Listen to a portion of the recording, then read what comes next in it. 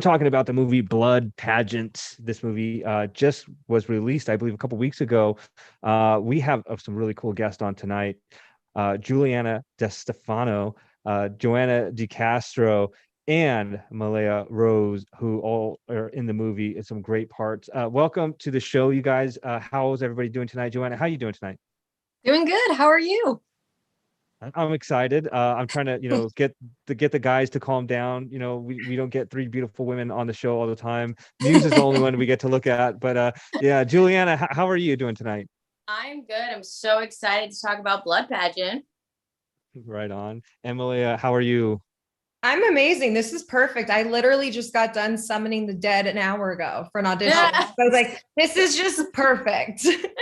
That's awesome. So if anything freaky happens, we'll blame it on you. You know what? It's happened before. So whether it's Muse's cats humping something in the background or Chris falling asleep during an interview, we deal, we deal with it. So are you guys all in the West Coast? yes. Yes. Yeah, I am.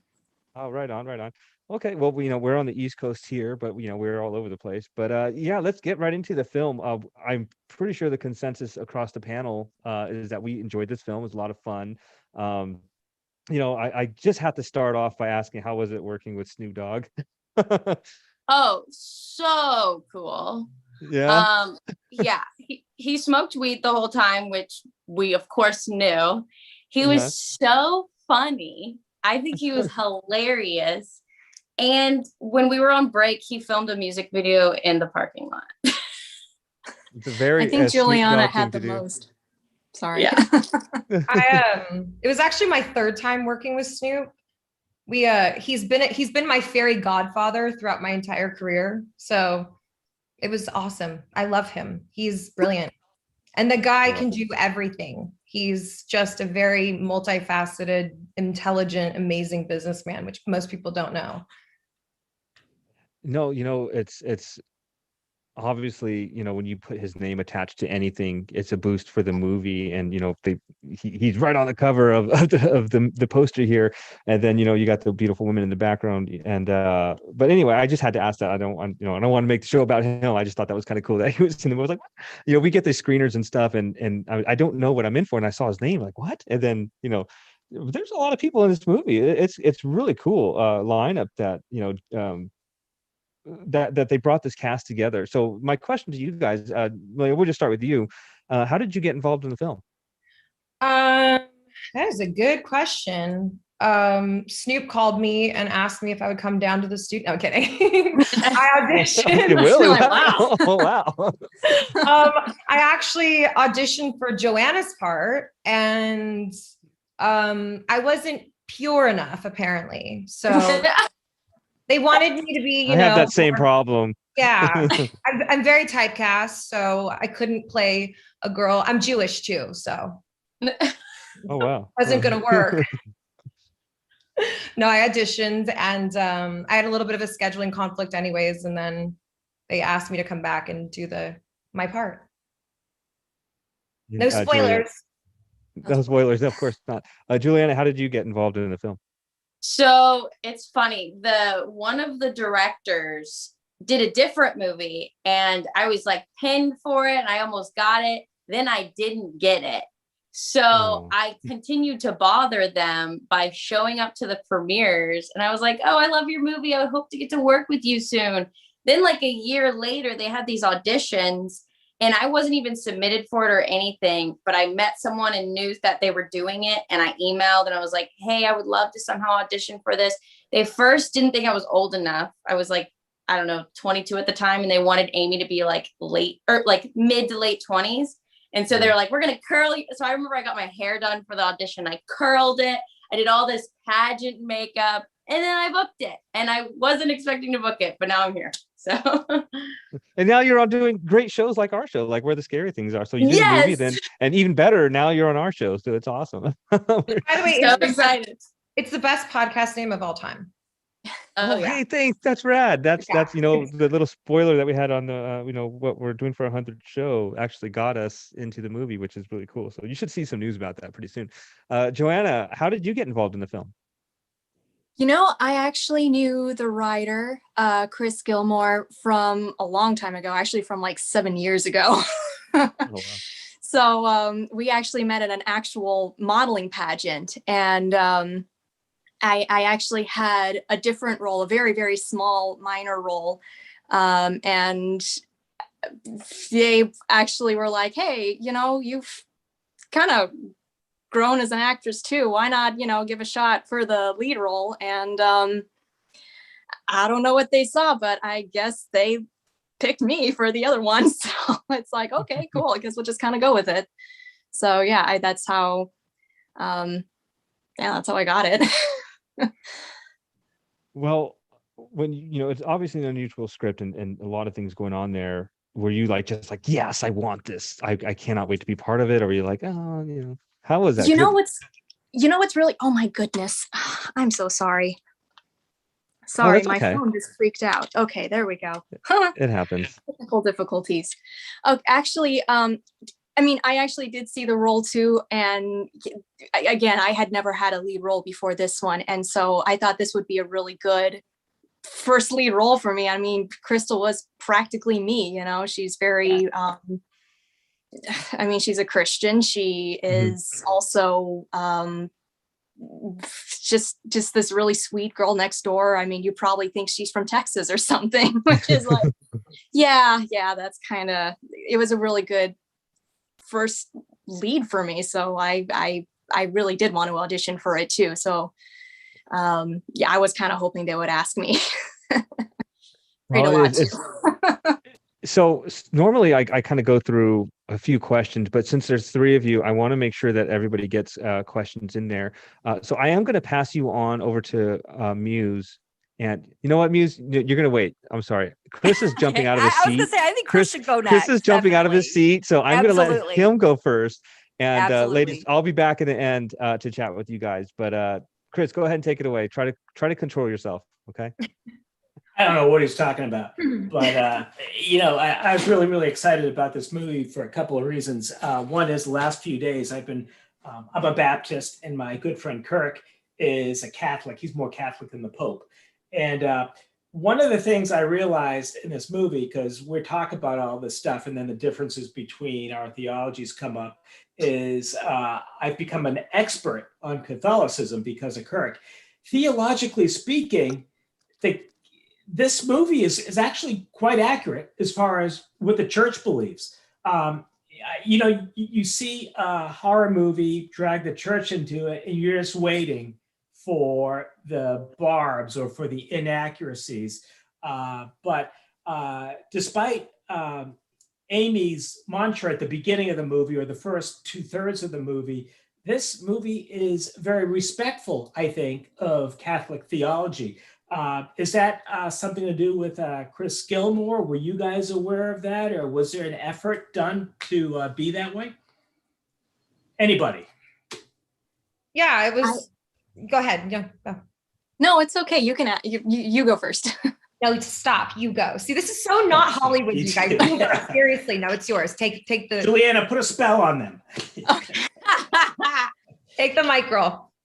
Okay, well, because I do know Chris, and I actually do know Tony Sands as well. I think he himself is a Catholic. I know Chris is also a believer herself.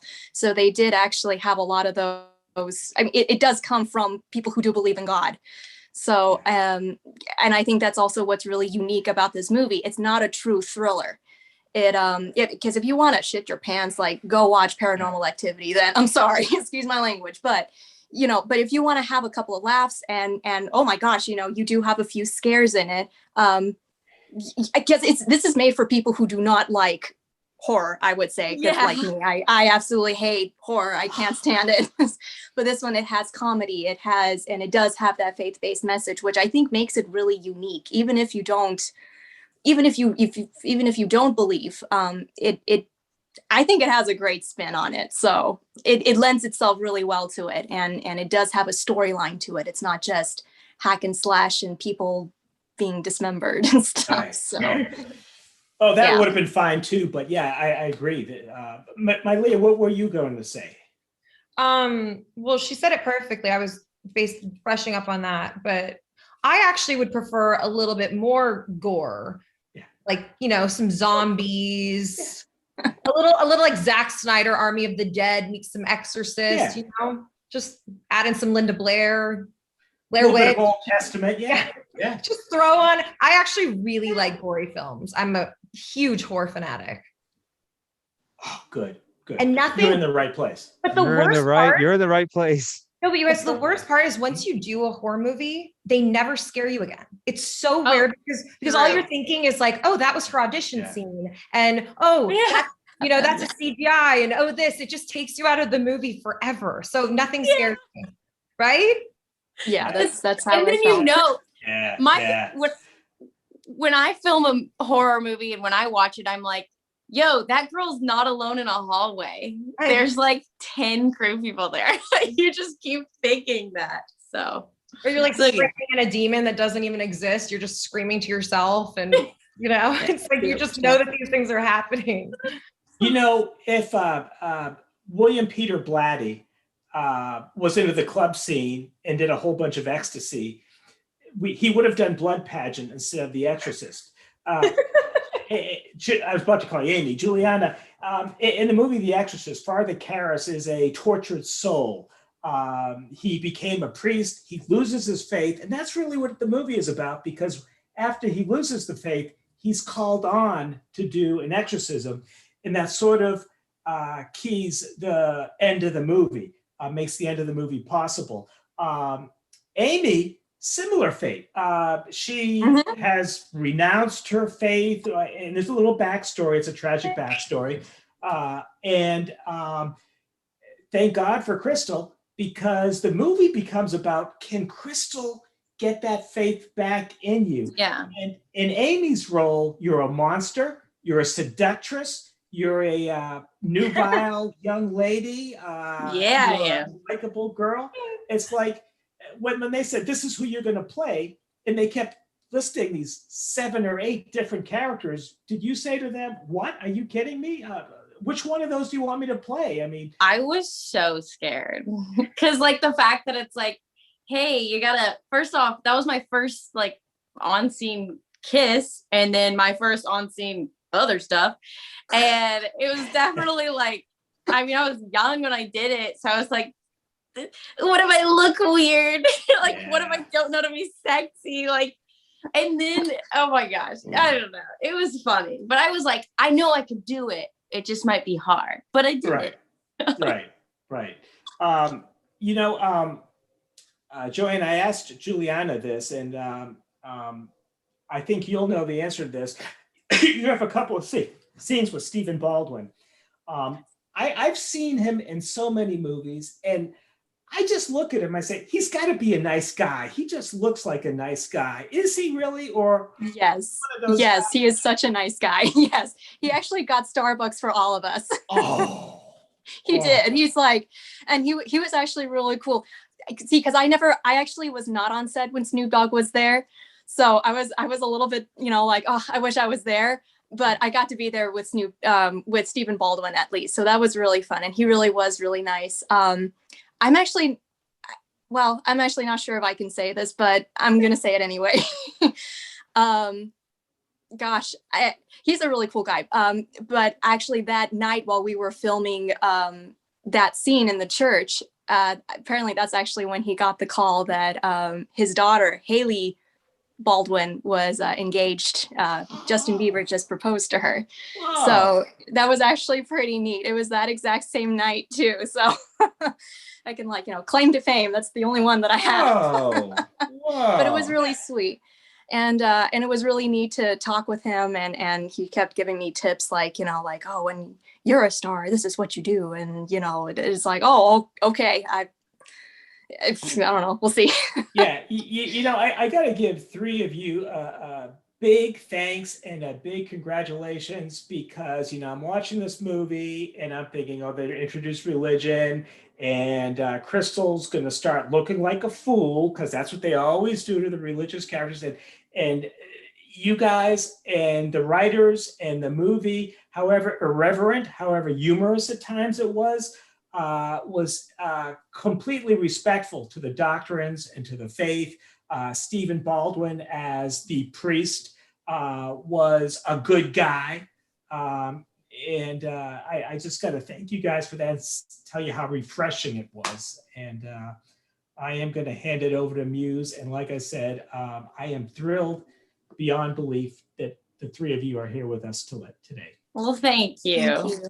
We are too. And by the way, just to tell you guys, my black cat just made a little appearance. Oh, I know, I saw that. I was like, oh, This is a good ohm. This is a good ohm. yes. It is. It could mean any number of things. I'll choose to believe it's good luck. Oh, for sure. All right. Yes, I saw the kitty cat and I was like, oh. All right. So I enjoyed the film, guys. It was fantastic. You all did a great job. I love the chemistry on the movie as well. It was fantastic. And I love the music too. I heard a lot of great music throughout, and I wanted to ask a little bit about that. I'm not sure if you guys would be able to answer my questions on that one. So I'm going to start with this one first. I am going to go back to that though. I was going to ask you, this is kind of like my stock question that I always ask. What were like some of the biggest challenges you faced while filming Blood Pageant? And anybody can start. I'll go first. So this one's funny. So of course, like the being possessed and stuff was hard, but actually lighting candles was hard for me. Doing that heart and that blood stuff, I couldn't get any of that right. And my handwriting's super bad. So like we kept having to reset for candles, handwriting, blood, just because I'm bad at some things. So that was probably my challenging moment. For sure, for sure. I you know what? Sometimes things are harder than they seem. I know we had issues like that when I got married, and my mom actually was supposed to go up and do a candle lighting ceremony, and she could not get it lit at all. It's when you overthink it. I was like, yeah, you're nervous or something like that, or you're trying to focus or whatever it is. And you're just like, it doesn't work any other time for sure. Right. Yeah. But there's also something about like you go into an audition and you drive every day. You drive to the audition, and then in the audition you have to drive. And all of a sudden you're driving like this, and the casting director's like, "That's not how you drive." But there's something that just there's like some sort of weird disconnect because you drive every day, but you're like, well, this is how I do it. Come on. All right. So who wants to go next? What other challenges did you guys face? Joanna, did you want to go next? Sure, yeah, I can go next. For me, it was actually the car scene. I was so terrified of that scene because I had to be a scream queen, and it's like, I don't know how to be a scream queen. So yeah, that was actually my first all-nighter ever. So I was basically running on adrenaline and caffeine. So that probably helped. For sure. So yeah, that scene was really tough. And then there was another scene that ended up not making it in the movie. Hey, maybe they might make a director's cut, who knows? But I know they did do another death scene, and it was supposed to be me playing the violin. And then, because I actually do play the violin, and then I was supposed to be possessed by the witch, right? And then I'm supposed to take a tumble. You think I'm gonna take a tumble off the balcony, but I don't, right? That was really hard too. And I had both of those on the same night. But so both of those scenes were really hard because they were very heavy and just like, pretend you're like ready to die. And it's like, right. But I'm a good Christian homeschooled girl. I've never had this before. You know what? Like I said, whether you like horror or not, you did a great job as a scream queen. I never would have known. You were fantastic. Fantastic. I never would have known the difference. You were great. All right. Malia, what was your most difficult moment while working on Blood Pageant? Smiling on command. Right. I got you.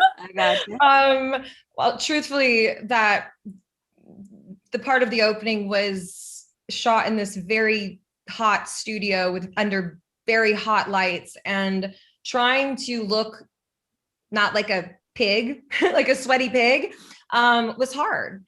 Even with makeup blotting me, even with everything, like you're just like, and you're sweating in weird places because you're so hot and you're holding it together. Like you'll sweat like on your shin or something. It's very weird. It's very sexy, you guys, very sexy. No, but I'd say smiling on demand was the hardest. I'll tell you what, those lights I imagine get pretty hot too. And I can't even imagine the makeup and the hair looked perfect, flawless. I would never have, you know what? You looked great. You looked great. Absolutely. So I really loved the Snoop Dogg story. So I thought I would ask you guys what were some of your favorite memories or funny behind the scenes things that happened on set while you were filming. I'm yearning for more stories here because I loved the Snoop Dogg bit. Man, this was what I heard the other day. So this might just be funny to me, but our first AD, David Boutel, who also directed the first opening scene of me with Liz. He's great. He wears a bow tie on set every day. And so the first AD is like, okay, rolling, and does all that stuff. So he wears a bow tie. Snoop Dogg goes, when the bow tie says it's go time, it's go time. But how he said it, was just so freaking I love it. And like he started singing the song and be like da da da da, and I could not stop laughing. So they have a video. The Blood Pageant website has a video actually behind the scenes of Snoop Dogg, and then he's like, "This shit's jamming." Yeah, you were so high, dude. That's so fun to see him. But that's the problem. Funny. That's the problem with working with him is he can smoke so much weed, and it's not fake weed, it's not prop weed, and you do a bunch of takes with him, and he and I were improvising back and forth for quite a while, and we just kept going and going because I started to realize I was so high at that point. I was like, yeah, but I think it was funny. Some of it didn't make the cut, so maybe it didn't turn out as well. When you think that something's great, but you have no idea what you really look like. Yeah, definitely. The contact was happening there for sure. And he just brings like the best energy, and he's so charismatic, and it's just he just brings him, and it just elevates everything. Well, I can tell you guys had a great time filming the movie. So, I mean, I could sit here and I could chat with you guys, and I would love to hear so many more stories, but I know there are a lot of you guys, and I know that Omar has got definitely a lot of questions for you guys, but I love the movie. You guys were fantastic, and I want to see more of you guys. I hope I see you in a lot more coming up. You guys were fantastic, and it was such an honor talking to all three of you. Well, thank you for asking us those questions. Yes, you guys are awesome. Thank you. Awesome. You guys are too. so civilized. Right. It's Crystal here, guys. You think she's a character? She actually exists. Anyway, sorry. That's okay. Thank you, ladies, for joining us tonight. I know Chris is obviously very excited, but we all love the movie, and obviously, the first half of the movie kind of spends some time making fun of reality shows and pageants and so forth. So I kind of wondering, and whoever wants to start, if any of you had experience with pageants or reality shows, or what maybe your thoughts are on reality shows and versus what you saw in the movie versus, what you think of them. I have never had any experience on reality TV or pageants. I don't think I could ever be in a pageant. I wish I could. I don't know. I think I'd be way too awkward. But no, you're too real. You're not fake enough. You're too real. I'd be cracking jokes the whole time. Yes, you would. That would be your talent segment. It'd be stand-up comedy. So, but I think what it kind of reminded me of was The Bachelor. Like, I feel like that's why I really not that I related to that at all, but like the opening scene of all the girls coming in and the host, like, I don't know, it just kind of reminded me of The Bachelor, which I thought was cool. But.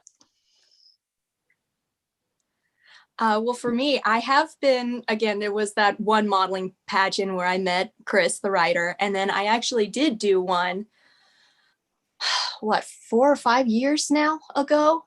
And it was an actual pageant. It was the Miss West Coast pageant, which is part of the Miss USA pageant cycle. And I actually won Miss Entrepreneur. So that was nice, but it was the one and only one I ever did. Yeah, so those are the only two that I've done. And then reality show, I've never done reality TV either. Yeah, my mom doesn't see reality TV the same anymore. after that line in the movie. That was funny. I have never done a pageant. I am not a pageant girl. When people were doing pageants, I was surfing and breaking into things and causing a ruckus. I was just the opposite antithesis. But unfortunately, I was tricked into doing a reality show once. Yeah, I thought I would never do reality TV. And let me tell you, this movie very accurately paints how fake it is. I was the model of Kitson years ago, and I show up to work one day and there's cameras, and I'm like, oh, cool, there's cameras. And they tell me basically, we're going to mic you. And I'm like, well, why? I'm not going to be on camera. No, you're not. Then you sign your waiver because you're young and you're dumb and you don't have a lawyer at the time. And then I go in the back and I'm modeling clothes, and the male model is Jax from Vanderpump Rules. Dare to dream, you guys, dare to dream. And he had just gotten a tattoo on his arm of his girlfriend's name, who had just broken up with him. And we were talking, joking around, and he was like, what would you do, if brought a guy home and he had a tattoo of another girl's name on her arm? And I told him, I said, I would take him home, I'd get him drunk, I'd get him shirtless, and then I'd cut it off.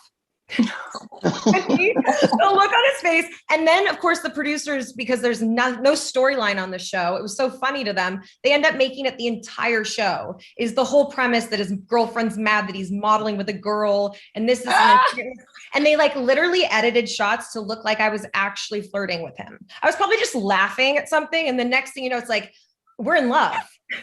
And I will never do reality TV. I vowed I never would, and that was definitely a reason to never go back.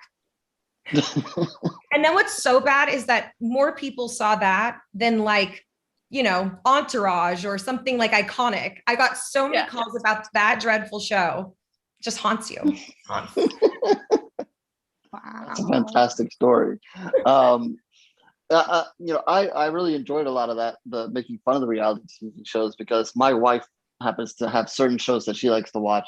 So I get tortured and I have to watch it. And I continuously tell her, it's not really real because, there's people telling them what to do. And obviously, you guys strike a chord with that early on in the movie. So I appreciate that. Hopefully I can get her to watch the movie, but since it does have some horror in it, it's a little hard sometimes to get her into it. The other question I wanted to ask is, you also, we talked a lot about Snoop and Steven, but you also have some other famous people in this movie, Ted Lang and so forth. What was it like kind of working with them and even some of your other cast that maybe you're not familiar with? So crazy story about Ted Lang being in it. So when I saw the call sheet and I saw that my name was next to Snoop Dogg, I sent it to my parents and I was like, oh my gosh, my name's next to Snoop Dogg. And my dad was like, wait, Ted Lang's in your movie? And I'm like, Ted who? And he goes, I'm a huge fan of Love Boat. And I go, okay. So I went on set that day and I go, hello, Ted.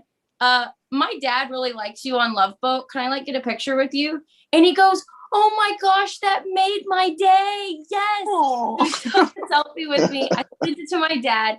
Then later on, he was after lunch, he saw me again when he was with his manager. And he's like, that young lady's dad loves me on Love Boat. And it's just it made me so happy. Now I like him. I think he's cool. Yeah, I would say that Ted Lang is a star. That guy's amazing. He's so fun. He's so funny. I had him drop the mic a few times. I mean, he was getting into it. But I did feel bad for him because we were definitely not his demographic. So we're all like, cool, hi, I was like, nice to meet you, blah, blah, blah. I had no idea he was such an iconic, star of the past. And here I was working with him. Same. My mom's like, that's Ted Lang. And I was like, huh? Also, I was still high from Snoop Dogg, but I was like, what? But yeah, he was just the most fun person ever. Yeah. I'm sorry. Were you going to say? No, I said, go if you wanted to comment. Oh, okay. Yeah, Ted Lang was cool too. I think he was on KTLA this morning too. Like, what? No way. So yeah, he was actually really nice. He's funny. David Chokichi is really funny too. Yeah. He's actually a really nice guy in real life, and he plays such a sleazy producer. He played it so well. That also was a little too accurate. Yeah, it was a little too accurate. Like, oh, okay. The whole this is sleazy cool. producer thing, I'm like, Yeah. okay, this is actually really scary. This is not the camping part. This is terrifying. This is that's giving the me scary part. PTSD. That is the horror. That is the horror. You horror, think the witch is scary? No, it's the producer. Yeah. So true. Yeah. Maybe only female actresses will understand this. I don't know. Yeah. Yeah, the dudes are like, huh? Well, that's actually an intriguing question. You know, I mean, I don't think I would have originally asked it, but since you kind of bring it up, I mean, they do touch on that in the movie, and you all obviously actresses. Kind of, you know, what are your opinion of that? I mean, you obviously kind of say that maybe it went maybe not far enough or too much, or kind of that angle there. Since you all have experience in the industry and so forth. It was good that it was talked about. And I think it was good that it was talked about in a funny way, because I think people listen more when they laugh. And so the fact that it was like sleazy and funny, it's kind of getting people to realize, oh, that's a real thing. You know what I mean? So. And it's not so in your face that it's like, whoa, okay. But again, it pokes at it. It definitely shows it without it screaming in your face that, you know, right. It's done tastefully. So, and it's a good reminder of why all of us women should write, produce, take charge, be bosses ourselves. You know, it's always a great reminder to me when I see stuff like that I'm happy that I create and I do the other stuff, because then I can be the person that I wish that I always worked with. Right. Absolutely. You know, we are big supporters on the show, and even when I with promote horror and so forth, of women in horror, and you know, getting out there, doing your own projects, not only the women that we see on the screen, but all the women behind the screen, whether it's writing, directing, or anything, to bring more horror out there and doing it themselves and not have to rely on anybody else to do it, and there's such fabulous horror out there now done by women. It's fantastic. I'll just bring it home with the last question. It seems like you've all have seen the complete movie. If you have, I was kind of wondering what your overall thoughts on maybe either your role or the movie as a whole. Who wants? And anybody can go. Does anybody? Stop fighting for the mic, you guys. I'll go for you guys. I'll just start it off. You know? Okay. No, this is women in horror. Be quiet. You can't see what's going on down Bitches there. of horror. I loved how it turned out. And it's funny because I feel like we filmed it so long ago, and then we did the reshoots. So part of you, well, actually, this is what's funny. There are so many scenes in that movie where I was like screaming or breathing, but I was in a different state in a different year on my phone, because there were so many, like, they didn't get a scream or they needed a scream here. So part of me was like worried. I was like, what if this movie sucks? And then it did A little bit. I Actually, was yeah. so happy it got pieced together perfectly, and it all looked like it was filmed within 30 days in the same year. Yeah. No, they were the Red Velvet, like they definitely really, like they were really creative with how they edited it and stuff. I did see, even like during post-production, I did see here and there some of the scenes, and yeah, I'm not gonna lie, it was a little bit like, oh, how are they gonna pull this off? Like, oh, I don't know, but they did a really good job making it happen. So it actually does look like a really good movie now from what it was before. I think that it's always fun when you kind of, I think that sometimes when you're doing something, it evolves and takes on a life of its own. And I think that when they found the funny and the campiness of it, that's when the movie really took life, right? Mm-hmm. That is so, and it's so refreshing. And after the last year we've all had, horror's great, but it's also nice to laugh a little bit. So if you can intertwine the two and have it be amazingly entertaining and throw in Snoop Dogg and Us Girls, I mean, you got yourself a home run. Yeah. I think so too. That's a great description. A campy thriller. That's exactly what it is. Yeah, it's like, it's campy. It's making fun of so many things. It's lighthearted. It has so many, It talks about God. It talks about demons. It talks about Hollywood, reality shows, the messed up things that happen behind it. What's real and what's not. I think we're constantly kind of trying to figure that out in a lot of aspects of life. And where will we stop, right? Like, at what point do we say no? And I think Joanna's character did a really, good job of. This is no. Yeah. Right now. Do that. No. When? No. Yeah. Demon, no. Yeah. A little bit. It's actually a little bit like, well, I don't know. It also kind of like, as an actress, you kind of stay like, okay, I'm not going to compromise who I am to an extent. Like there's certain things that you're just not going to do. So, and I think that was, well, that's, I guess one thing I drew from it personally. And then there's always the girl that's going to push you out of the way and take your starlight. Yeah. Which there is in the movie as well. Yeah.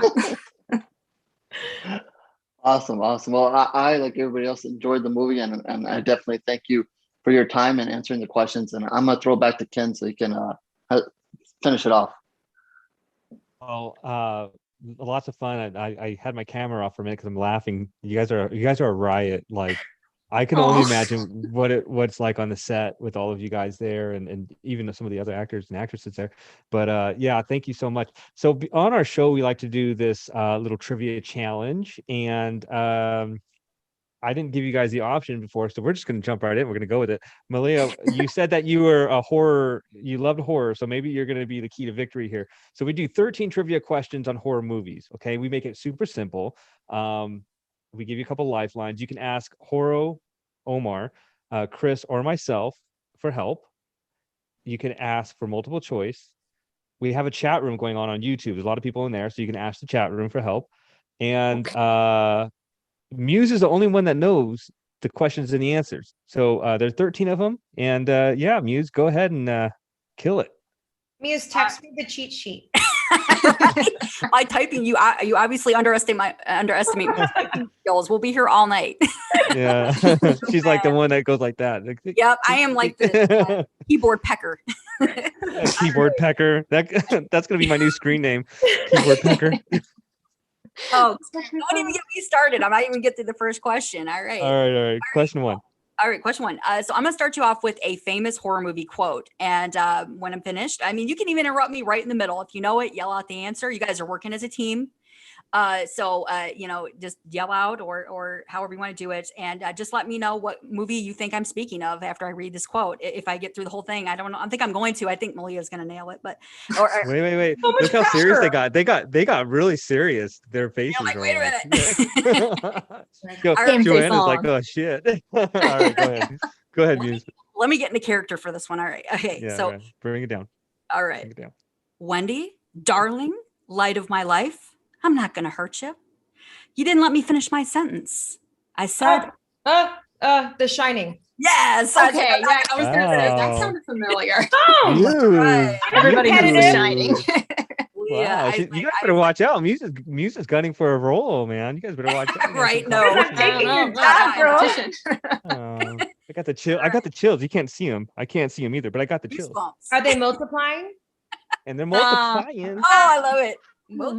It's electrifying. We throw them back at you too. All right. I love What it. movie's that? The Grease. There we go. Okay. Yeah. Okay, I got it. Yeah, I love that song. All right. Question Movie 2. is so bad. If you go back and watch it now, like what the It hell is is. going on? And they're like 40 playing high Start. school. No, but they're 40 years old. Hey, man, I don't want to feel that old. Let's go on to the next question. I'm not there. You guys are all much younger than me, and I'm like, oh Lord, yeah. Oh, man. I was born the year it came out, so that puts it in perspective. So I didn't know they made movies in the 1800s. yeah, That's you can tell Ken's gonna pick on me. All right. All right. Question 2. Question 2. Yes, Ken, let me do it. All right. True or false? All right. We actually interviewed David Howard Thornton from Terrifier, who plays Art the Clown in that movie, fantastic horror movie. So I'm going to ask you true or false. David Howard Thornton, who portrays Art the Clown in Terrifier, has previous mime experience, which he utilizes. in True. his- True. That is true. He does. Hey! Yeah, I believe we asked my him about that. girls. That's pretty cool. All right. I was good on guessing on tests, so I just guessed, honestly. Wing it. Wing it. I love it. Just All wing right, it till I you love fake it till you make it, Educated. right?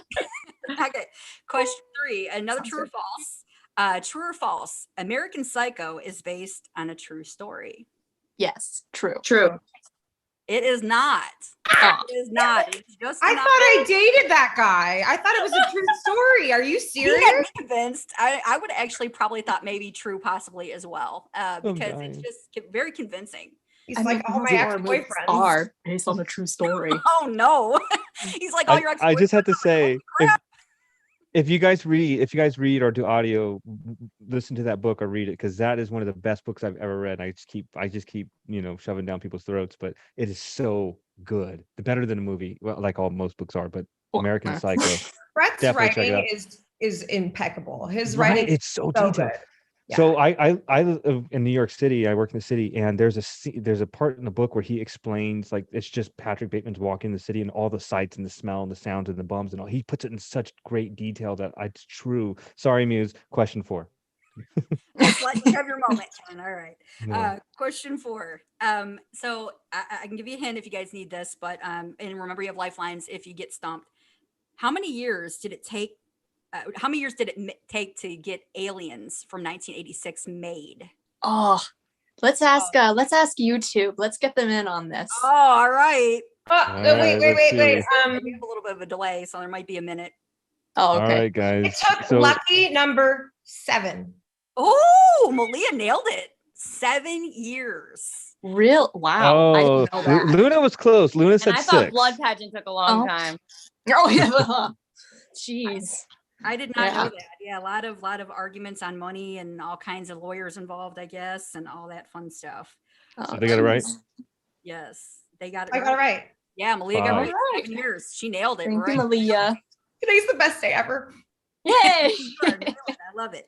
Okay. We're only on question 5. Calm down. Question 5. In 2015, George Romero found 9 minutes of lost footage from what one of his classic films? I don't know. Wait, Big past classic, George Romero. Right, we you guys still have lifelines. Would it be Night of Did the we Living ask- Dead? It is Night of the Living Dead. First instinct. Yeah, his most classic for sure. Guys, I have a fallback plan. This is great. Right, yeah. I love it. All right. Question 6. All right. I'm gonna give this one to you multiple choice because there are you know what? No, I'm gonna read it straight out because I think Malia can pull this out. And I think Not that Joanna can't do it. I mean, guys, I'm just here for the ride. We're a team. We're a team. You guys Jump in. All right. Question Like 6. those team projects. Those team projects, you just have the one There's person and everybody else is writing on that one person. The overachiever, Malia. Yeah. All right. Question 6. Ed Gein, the serial killer, Ed Gein. Hold on, my dog wants to join. He's like, I want Oh wow, there's to. a dog. So adorable. I like Oh, I dogs. see, I see. Okay, you're going to knock on row. I have to win a game. All right. God, I Ed love it. Gein, the serial killer, reportedly inspired 3 major horror movies. So I'm just going to ask you to give me one of those. He inspired 3. Major bonus points if you can get all 3, but I'm just going to ask you for one. Who's the serial killer? I'm gonna say Friday the 13th, the one with Jason. Okay. No. Psycho? Oh yeah. If you guys all want to give an answer, I can tell you. Yeah, that might help. Yeah. You just got to Wait, get. Ooh. Wait, can you ask the question again? Okay. The serial killer Ed Gein reportedly inspired 3 major horror movies. Which 3? So I'm just going to ask you guys for one. If you guys all might want to give it maybe like a guess or or something like that. Saw. That's a good guess. Let's put it this way. Saw is in the title. Psycho? Saw. Chainsaw Massacre. Ah, there you go, Julia. Let me know. Psycho is Okay. Psycho is one of them. Texas Chainsaw Massacre. And Silence of the Lambs. yes. She Wait, got was- it. Yeah. Oh, Uh, Was Texas Chainsaw Massacre wrong? yes. No, it's right. You're right. That's were the right. one. You guys are amazing. Wait, I think this, and I love that movie. That is an awesome movie. we all have this like great backup career. This is amazing. Maybe we I should start like we should go on Jeopardy. Right? Oh Or Jeopardy. They need to make it. I'm telling you. All right. That was awesome. I'd be We like, can do a Halloween edition. I'm gonna do. That's it. I'm taking this idea. I'm gonna do horror movie Jeopardy. You know how many people would watch that shit? That'd be yes. great. Yeah. God, that would be awesome. I don't know why they have Actually, it. yeah. That'd be a good idea. And we'll just put Muse's screen up there, asking the So questions. hush up over there. Yeah.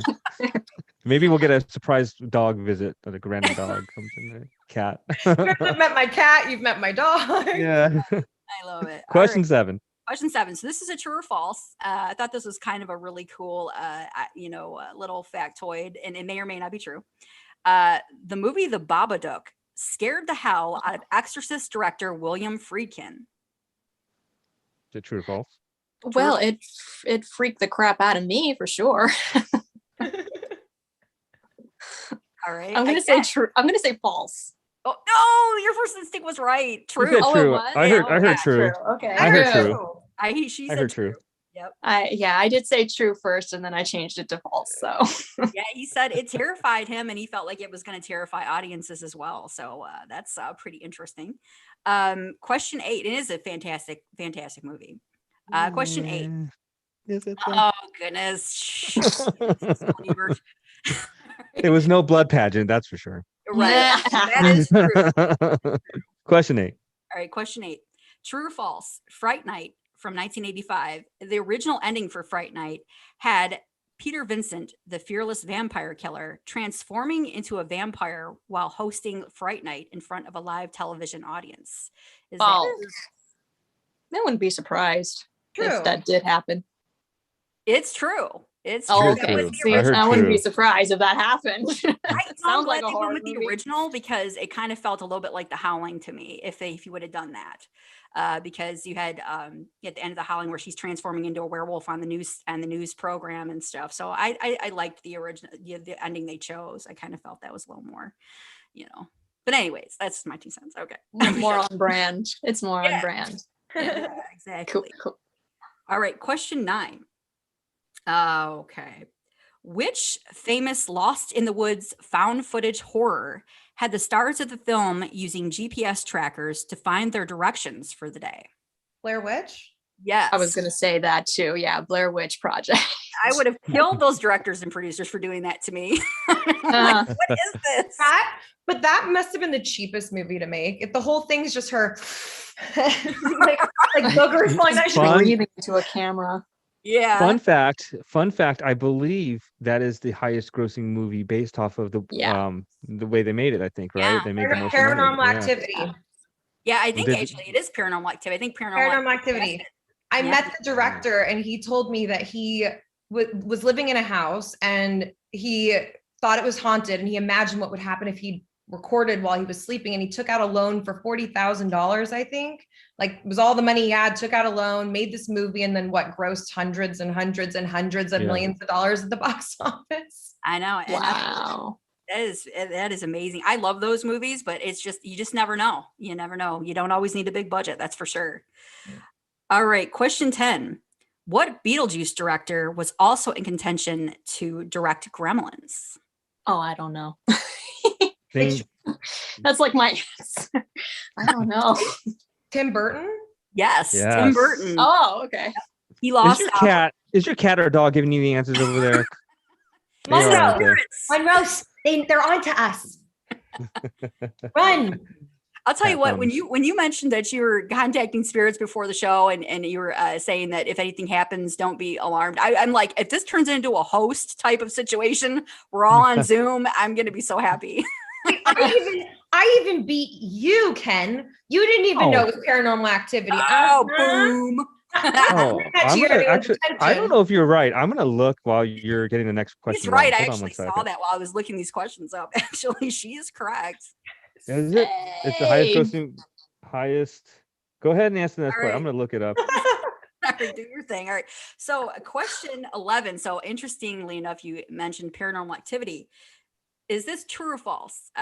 Steven Spielberg thought his DVD copy of Paranormal Activity was haunted. I'll say true. False. False. Now this might be kind of an urban legend. Don't hold me to this. They say it's true. So the story is that he watched the movie, and while he was watching it, mysteriously his door locked from the inside by itself. And so he felt something strange was happening, and he thought it was connected to the movie. And it got to the point where he would only carry the movie around in a trash bag. He's going to sue me probably for this, but I don't know. Hopefully he never listens. Steven's like, let me look tough at least a little bit on your podcast, okay? So yeah, Okay. I don't know. Wait. I'm right, because it does say one of the most successful low budget films was 1999's The Blair Witch Project. It had a budget of $60,000 but grossed $249 million. So Check paranormal. Yeah, was that the most though? We're gonna have to debate. It says one of. Yeah, you said one of the most. One of the most. okay, I'm gonna look. Right. You can't get anything past us ones. Nope.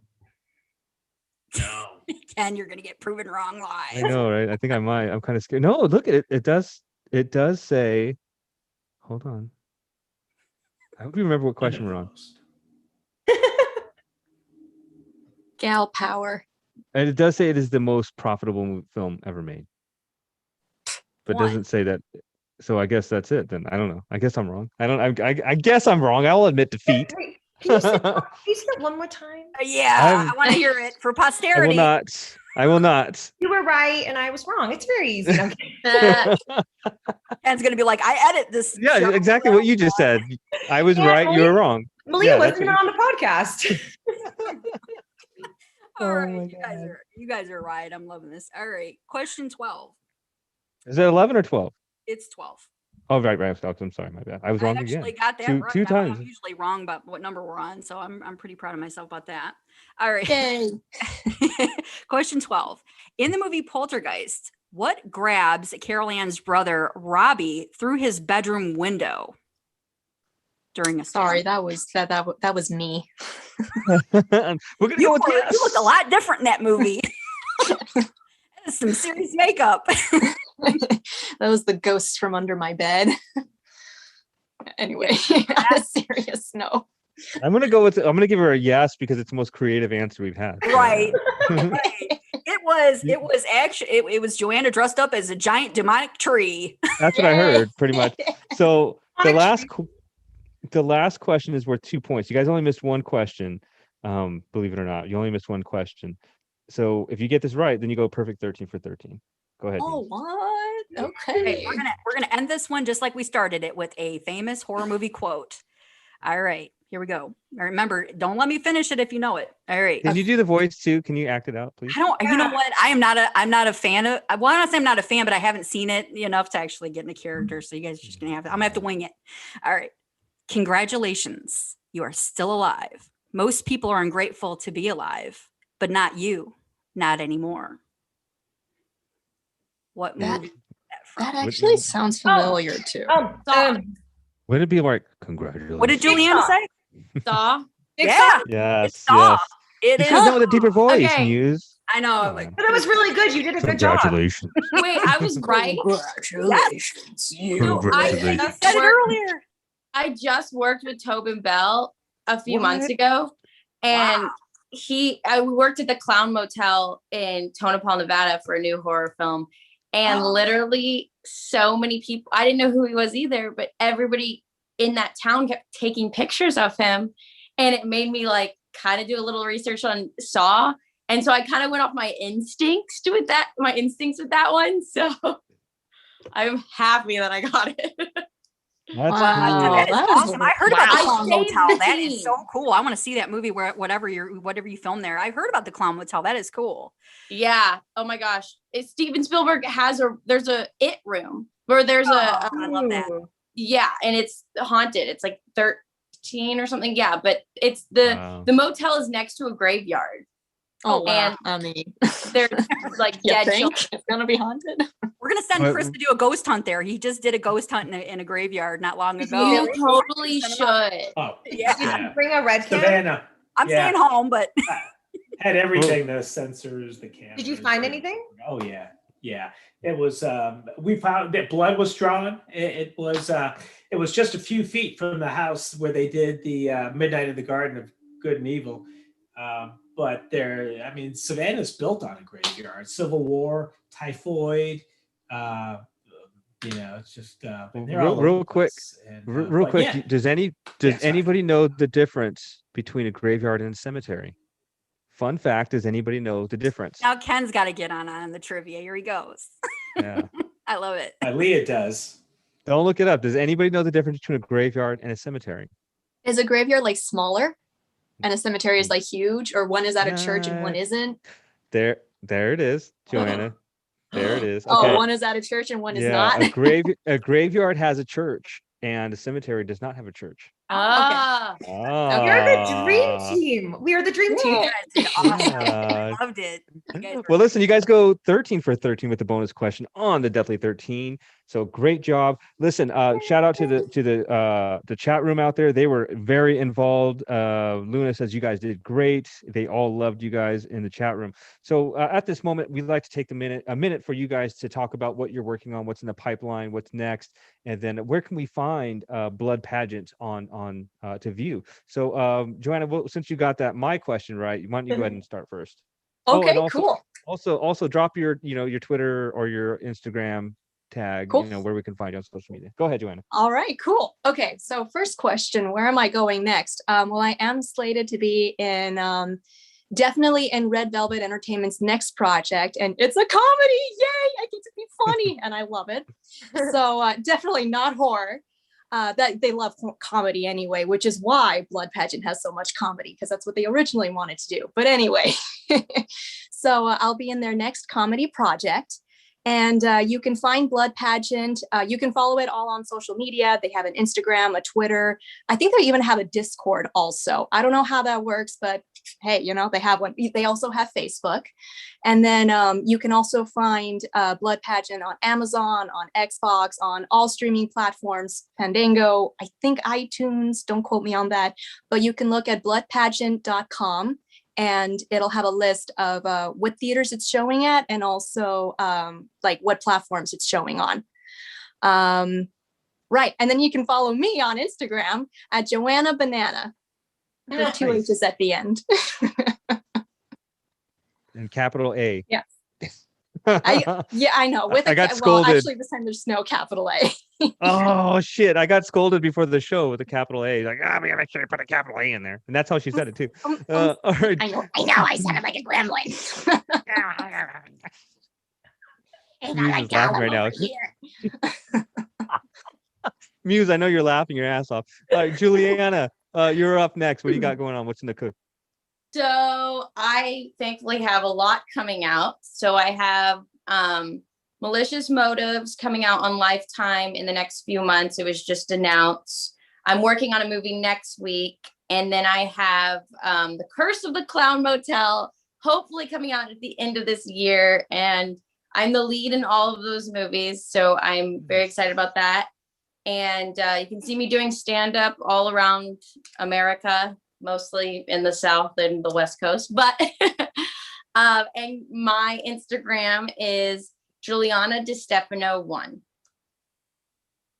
Number 1, that's right. When you make it out to the East Coast, you come to Jersey or New York, I will definitely be there to see you do stand-up. I love watching stand-up, man. Those I've been people, wanting to go out there and do it there, so I'll make a trip. Yeah. Yeah, I'm serious. I'll be there. I'll buy VIP, man. I'll be. You'll know. You'll remember. I'll wear where the scary thing shirt is. Hell, you're MonsterMash Ken. They're like, then you can make fun of me. Like, you're an asshole on the show. All right, Malia. What's going on with you? Well, I'm eclectic. Let me tell you. I have a couple movies coming out. One's called California Love. It's set in 1992 about the California riots around Rodney King, and it's a love story. It's a beautiful, beautiful movie. I'm currently in the middle of being an executive producer for a boxing show with Snoop Dogg called Triller Fight Club. It's called Fight Club. We just had that Jake Paul Ben Askren fight that had Justin Bieber and all those people performing. So I am the one woman on an all male driven team producing that. And I have a show in development with Scooter Braun. It's a true crime thriller that I'll be acting and writing. And it's probably the most amazing story I've ever heard. without giving That's you too much. awesome. Wow. But And where can we find you on social media?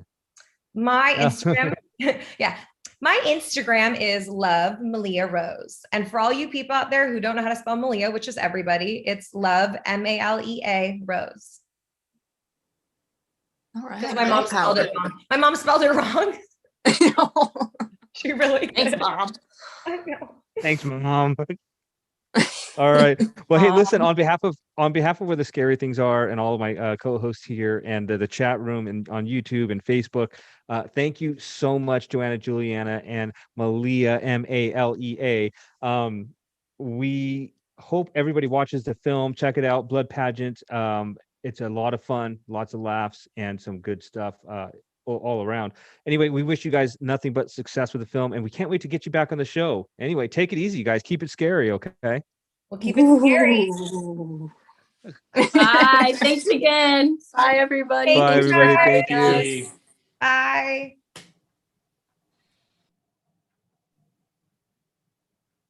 Wow.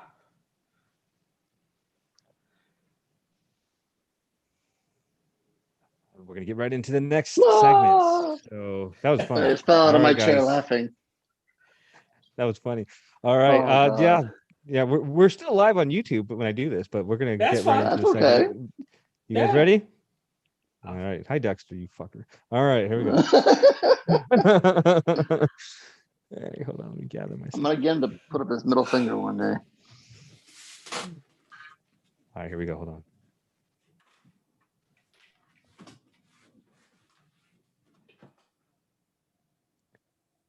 Welcome to Where the Scary Things Are. I'm your host, MonsterMash Ken, back with another episode. This is episode number 98. We're getting closer to that century mark. I'm very excited to talk about the film.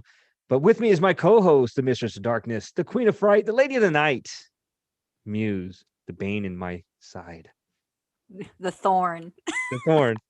The bane in my Bane existence. of your is what I mean. existence. Well, You know, that- you ever see Boondock Saints? And yes, I own that movie. I love it. I just watched it the other night, and Yes. he's like, "Make like a tree and get the fuck out of here." I'm like that guy that messes everything up. But how you doing tonight, lady? I'm good hanging out with you guys. So all is well. Always a blast hanging out with you guys. We're trying not to be drowned out here in Michigan. We had a ton of rain, but it's my favorite night of the week, Tuesday, where the scary things are. And I'm happy to be here. Yeah, we had a riot, man, before the show. We just did the interview, but we'll get into that in a minute. But also with us is the man, the myth, the legend, Christopher, the creature, Zisi. How you doing, sir? I'm doing wonderful. You can't believe how good I'm doing. It's Well, I bet you had 3 beautiful women flirting with you a minute ago. I did. And I think even beyond the show, the 3 of us could hang out together, or the 4 of us could hang out together, and we blend pretty well. I can see that happening too. I hope it happens for you, man. You know, maybe you can invite, our other co-host, Dexter, but don't invite HorrO because he's he'll steal them all. Anyway, HorrO, Dexter, how you guys doing? You can definitely take Dexter. I mean, as a matter of fact, we were just talking about it. He wants to be in a pageant now. I mean, he's ready for the swimsuit competition. I mean, I don't know what that looks like, but that is pretty scary by itself. But yeah, he's ready to that, and maybe the nightgown competition. I don't know. He certainly does well with the hats, but I don't know. We'll see. Well, he's definitely got the figure. You know, he's thin enough to do the pageants. So anyway, on that note, Blood Pageant is the movie we're talking about tonight. I just want to read a quick synopsis of the movie. What begins as a $1 million reality show competition between 7 beautiful women turns into a battle for life itself when one of the contestants uses magic to gain an edge over the competition. An ancient curse dating back to the Salem witch trials is unleashed, and the competition becomes a pageant of death, destruction, and evil forces. Forget about who will win, who will survive. You like how I did that voiceover? Maybe I'll get a job and doing like trailers and shit. But no, this was a fun movie. Believe it or not, Snoop Dogg is in this movie, so it's totally wild. It's a lot of fun. I'm starting to. I never thought I would like comedy horror movies, but we are getting some really good stuff coming out. And I mean, from Psycho Gorman to this one to what was the Roadhead one, just all these different ones that we have, and they're all funny. Uncle Peckerhead, that's probably one of my favorite ones too. I like that one a lot. But yeah, so check out comedy horror. I know a lot of people like the blood and the guts and the be scared and stuff, but you got to be open with all this shit. So yeah, I'm really excited to get into that. We got three of the most beautiful women we've ever had on the show. No offense, Muse, you're beautiful in your own way when you're not giving me shit. But yeah, so we'll get into that interview on the second half of the show, and we'll get into all our little segments. So I have a beer here tonight, and I'm pretty sure I've had this on the show before, but I like to bring it back, and tell you guys how good this is. This is one of my favorite beers. This is Cali Creamin' Vanilla Cream Ale, and this is Mother Earth Brewing Company. This is the Fear the Beer of the Week. This is one of my favorite beers, as I said before. So I'm gonna crack this bad boy and take a sip. Oh yeah, it's like a cream soda. It's so good. Definitely check that out if you can find it. Um, let's see what I got here for the horror movie flashback. So there was some pretty cool stuff that I saw this week with the horror movie flashback. So I'll go through some movies, but first and foremost, there was a birthday, and one of my icons in all of horror is Ash Williams, Bruce Campbell. Happy birthday to Bruce, June 22nd, 1958. I know that was a few days ago, but still, we want to make sure we say happy birthday. On this date release, this movie's scary in its own way. It's not necessarily, I guess it's a horror sci-fi film, more sci-fi than anything, but it's a remake. But on June 29th, 2005, War of the Worlds, the one with Tom Cruise, Dakota Fanning's in it. This movie's terrifying. I mean, there's scenes in there where people are just getting zapped into dust, and it just shows how weak of a human race we are. And we figure out a way, obviously, to defeat them, but it wasn't of anything that we did. It was just because Earth, life goes on or whatever. But this movie was scary in its own way. There was a scene in there where Tom Cruise tells Dakota Fanning, "Don't look. You're gonna want to look. Don't look," and then he has to kill that guy. So that was kind of cool. Also, we want to remember on June 28th somebody that passed away, Rod Serling, who you know him from the Twilight Zone. He had that great voice, like to the intro and all that. He kind of narrated the Twilight Zone. So June 28th, 1975, may Rod Serling rest in peace. Also, oh God, I hate mentioning this movie, but 28 days later, June 27th in 2003, this was episode 13 of Where the Scary Things Are, and we had our bumps in the road on that one. But yeah, that movie came out on June 27th, 2003. That's a really good movie. I like that movie a lot. I think Danny Boyle did that one, and Cillian Murphy was the main there. Really hardcore zombie-ish movie. Some tough scenes in there, but I liked it. Also, I know she's not really a horror scream queen or anything, but she did play in a really good movie. Kathy Bates was born on June 28th, 1948. And I'm just saying her name out because of Misery. And I think that her role as Annie Wilkes is amazing, just absolutely stunning, terrifying. And she's got a few scenes in there that just are unforgettable. And that's what horror is all about. When you can put whether the movie's good or bad, but if you put together a good scene, a good kill scene, or whatever it is, or a memorable scene, I mean that just kind of does it for it. So obviously, I'm talking about the hammer to the legs. That's awesome. Also released June 25th, 1976, The Omen. Gregory Peck with this one. Man, this movie scared the bejesus out of me. And from the music, just the ambience and whatever, that little kid, Damien. Oy, no thanks. Well, let's see. One more. Oh, here's one from Muse. On June 25th, 1982, The Thing with Kurt Russell came out. What an awesome movie that is. I think that's it. Oh, wait, one more. June 24th, 1983, The Twilight Zone, the movie. Love this one, man. This one had some great stuff. Just from the opening scene, do you want to see something scary? And then he turned over in his car. That was great stuff. I loved it. Anyway, that's it. Oh, wait. Honorable mention, not a scary movie, but Muse brought it up in the Deathly 13, this director. On June 23rd, 1989, Batman with Michael Keaton, Jack Nicholson came out. I remember how excited I was. I don't think I was ever excited for a movie as much as Batman and then the Ninja Turtles. This was and probably is the best Batman movie in my opinion. Maybe I like Batman Returns, but Batman with Joker Jack Nicholson and stuff. That was killer. So, but we'll see in a couple next year when I take HorrO to go watch the new Batman movie with Robert Pattinson. And I don't care if you bring Dexter, but we're gonna go watch it, man. I'm flying down to Florida. That's it.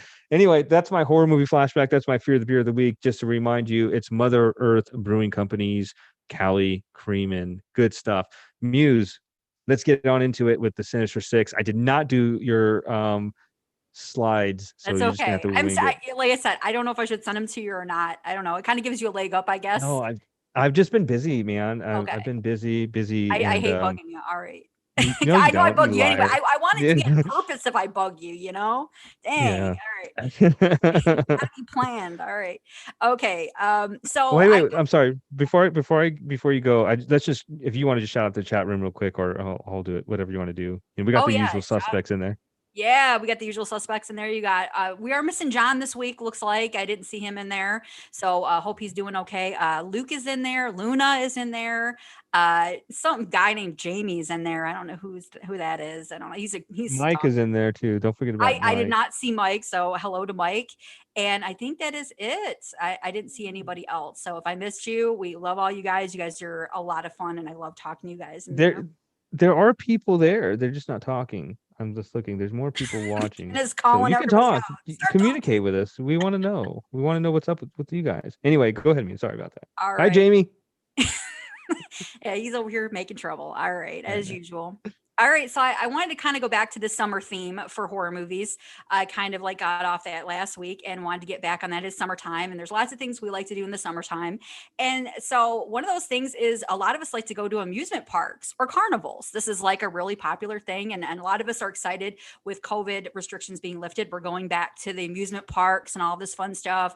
And I just saw the other day Cedar Point there in Ohio was packed out. I think they lifted all their restrictions. So I thought it would be fun to talk about horror movies that take place in carnivals or amusement parks. So I know I'm going to steal a few answers from the guys here. I have a bad feeling. I know I'm going to steal one for sure, but I'm not going to start out with that one. I'm going to start out with The Funhouse from 1981, directed by Tobe Hooper. I love this one. This has got, we talked a little bit about campy. This is campy. It's fun. It's everything 80s. It's everything that's right with an 80s horror film. Just to kind of like run this back down for you guys, if you have forgotten what it's about. It was directed again by Tobe Hooper, and we all know who that is, director of Texas Chainsaw Massacre and Poltergeist. So this movie centers on a rebellious teen named Amy. She's defying her parents. We've all been there, by going to this really kind of shady carnival that, is kind of pulled into town that, we all know how that goes too. In tow are her boyfriend, Buzz, their friends, Liz and Richie. So I think it'd be a fun idea to spend the night in this campy funhouse horror ride. We've all been on these dark rides, these funhouse horror rides.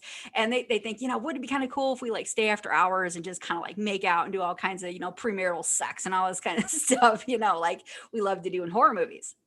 So unfortunately, the teens witness a murder by a worker there wearing a mask. And now they're locked in. And unfortunately, Amy and her friends must evade the murderous carnival workers and escape before it leaves town the next day. Because, of course, they find out that they're there. They don't want any witnesses to this murder. I don't want to ruin too much because there's a great reveal in this movie. If you missed this one, you've got to go check it out. I think it might be on Tubi still. But it's probably streaming somewhere. You got to check this out. It's a classic. All right. Number 2, I'm stealing Ken's answer. Carnival of Souls, 1962. Mm-hmm. It's a classic. Ken is like, curse you. But it is a classic. And anybody that's a horror fan, check this one out. It's a classic. Centers on the character of Mary Henry. She ends up as the sole survivor of a fatal car accident through mysterious circumstances. As she's trying to go on with her life, put the incident behind her. She moves to Utah. She takes a job as a church organist, all this stuff. But her fresh start is interrupted by visions of a fiendish man. And as these visions begin to occur more frequently, she's finding herself drawn to the deserted carnival on the outskirts of town. The strangely alluring carnival may hold the secret to her tragic past.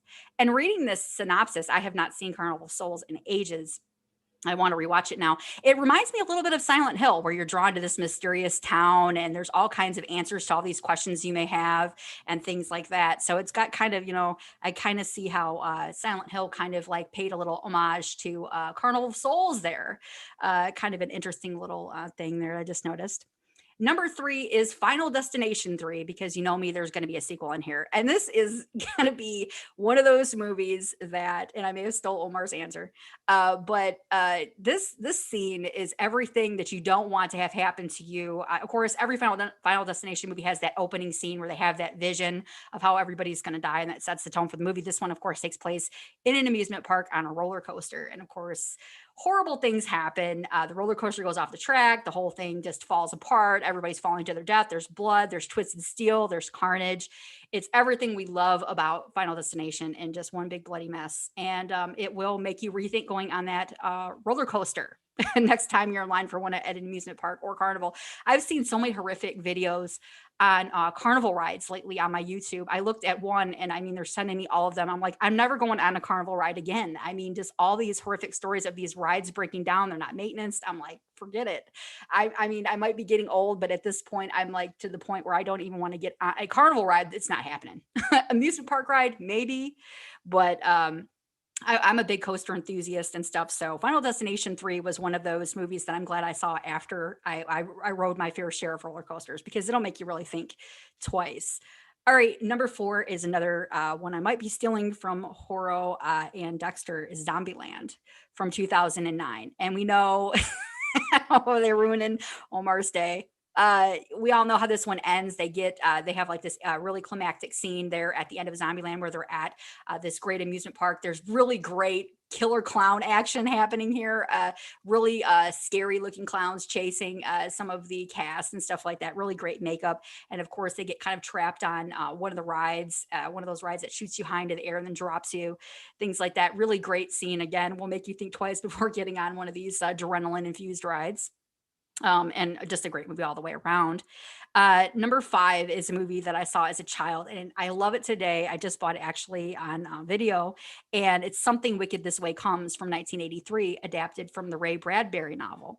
And it was actually a TV movie, and this centers on 2 boys that are friends that go to a carnival that pulls into town mysteriously in the night in October, where I guess this is the only carnival they've ever been to that has a fair that pulls into town in the fall, and they call themselves the Autumn People.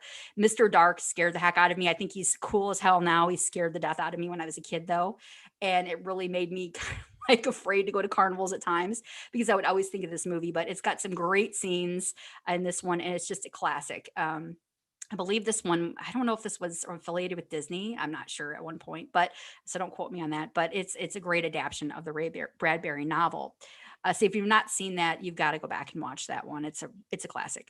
And the last one, I just said it kind of like, intermittently there in one of my other answers, Killer Clowns from Outer Space from 1988. I had to throw this one in just because it brings back all kinds of good memories. We watched this one all together and tweeted. Well, we didn't tweet it, but we talked about it on our show.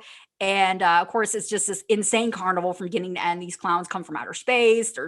I just keep thinking about the poor dog that gets killed in the beginning. That's just the part that sticks with me. But there's so many great fun scenes in this one. It's outrageous. It's over the top. It's a perfect blend of thrills and comedy. And it's a classic. If you have not seen this one, there's so many great scenes in this one. And so I'm going to go to HorrO and Dexter first, and ask them what some of their favorites horror films are that take place at amusement parks and carnivals.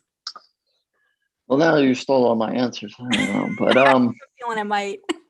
No, but that's okay. I mean, those are 2 movies with 2 really great scenes there. When I mentioned one that just got released on Shudder is Amusement Park, the Romero film, the long lost Romero film.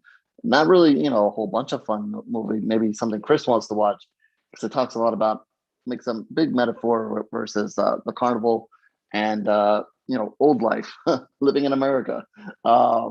So that's a new one. Another new one is Hellfest. I believe that one is maybe 2 or 3 years old. Slasher in the park there. Let's see. I was thinking 31 kind of takes place in that kind of atmosphere as well. And there's another Rob Zombie one, but I'll leave that out there in case anybody wants to mention it. And then I guess I'll stretch it out a little bit and kind of go past maybe amusement park and kind of maybe take it to the water parkish thing. There's a newer movie, Aqua Splash. That's maybe, I think, maybe a year or two old. Another kind of slasher movie there. Summer fun as well. And another one, maybe even a little bit, if you want to go to the aquarium during your summer trip, kind of stretching this out, Aquarium of the Dead, a fantastic, and I say that sarcastically, movie right there, Aquarium of the Dead, lots of CGI fun there. But yeah, kind of stretching the amusement park fun out there. All right. Oh, well, I'll tell you what, those are great choices. You mentioned Aqua Slash. I just watched that. That movie is so much fun. And I was never big on like water slides, and I really am not now. I'm like, I've gotten scraped on those things so many times from like the metal throughout the tubes and stuff. I'm just like, that movie give you a good scraping right there. right? Like to the extreme. So yeah, great choices, and I love it. So let's go to Chris next. I want to hear some of his choices. I know there's some classics out there. I know Chris is going to name. I've seen a few. I'm curious to see if he says any of them. You know, the carnival motif is big this summer amongst vacation Bible schools and vacation Bible camps. And our church and my son's church in Topeka just coincidentally are doing the same one. And the theme is carnivals or Wonderland. And during these things, they deck out the sanctuary in these motifs with roller coasters and whatever. Well, guy at my son's church dies last week, which means they have to have the funeral this week. And the motto of the story is, no matter how dignified you are in death, you know, when they had their funeral, there's a carnival motif in the background. You just can't remove it. So your whole life could be turned into a carnival. And perhaps that's a metaphor that we all need to take heed in. But it came out mid-70s, roller coaster in Sense-Around. Remember Earthquake in Sense-Around? Yes. The movie Roller Coaster with George Segal. Terrific movie. People don't give it the credit because it was one of those Irwin Allen things with all the big name stars with their pictures on the bottom, and those are usually bad movies, but this is pretty good. It had a good psycho. Guy used to blow up roller coasters trying to blackmail the amusement park company. These are the days before Six Flags got big. Very good suspense movie. Andrew Stevens played the telepathic kinetic guy in The Fury. You guys remember Brian De Palma's The Fury? There's a very suspenseful amusement park scene when he identifies these people as the same type of people that killed his dad, and they're twirling around on this thing, and he's using his mind to unscrew it, so they eventually go flying. Good movie. Death Park and Scream Park and Alice in Murderland. I think they're all on Tubi. See them all. I get them all confused with each other, but they're all really, really good. And you know something? I want to do a teaser because the actual movie I want to talk about, I can't quite talk about yet. And you guys know the one, but Harrison Smith's The Fields eventually gets into an abandoned, maybe haunted, maybe ominous amusement park on the other side of the cornfield. I like that movie a lot. I think I liked it better than Harrison Smith liked it, but I liked it a lot. And I'd like to say more and do a segue, but I can't quite do that yet. And you guys know what I'm talking about. That's my short list today. I love it. And I agree. That's a great answer. The Fields. I thought I almost said that one. And I was thinking, does that have a carnival or some kind of scene in it? I thought it did. So I love that. Great catch. Great list as always. And now last but not least, but lots of trouble always is MonsterMash. All right. I'm in a good mood.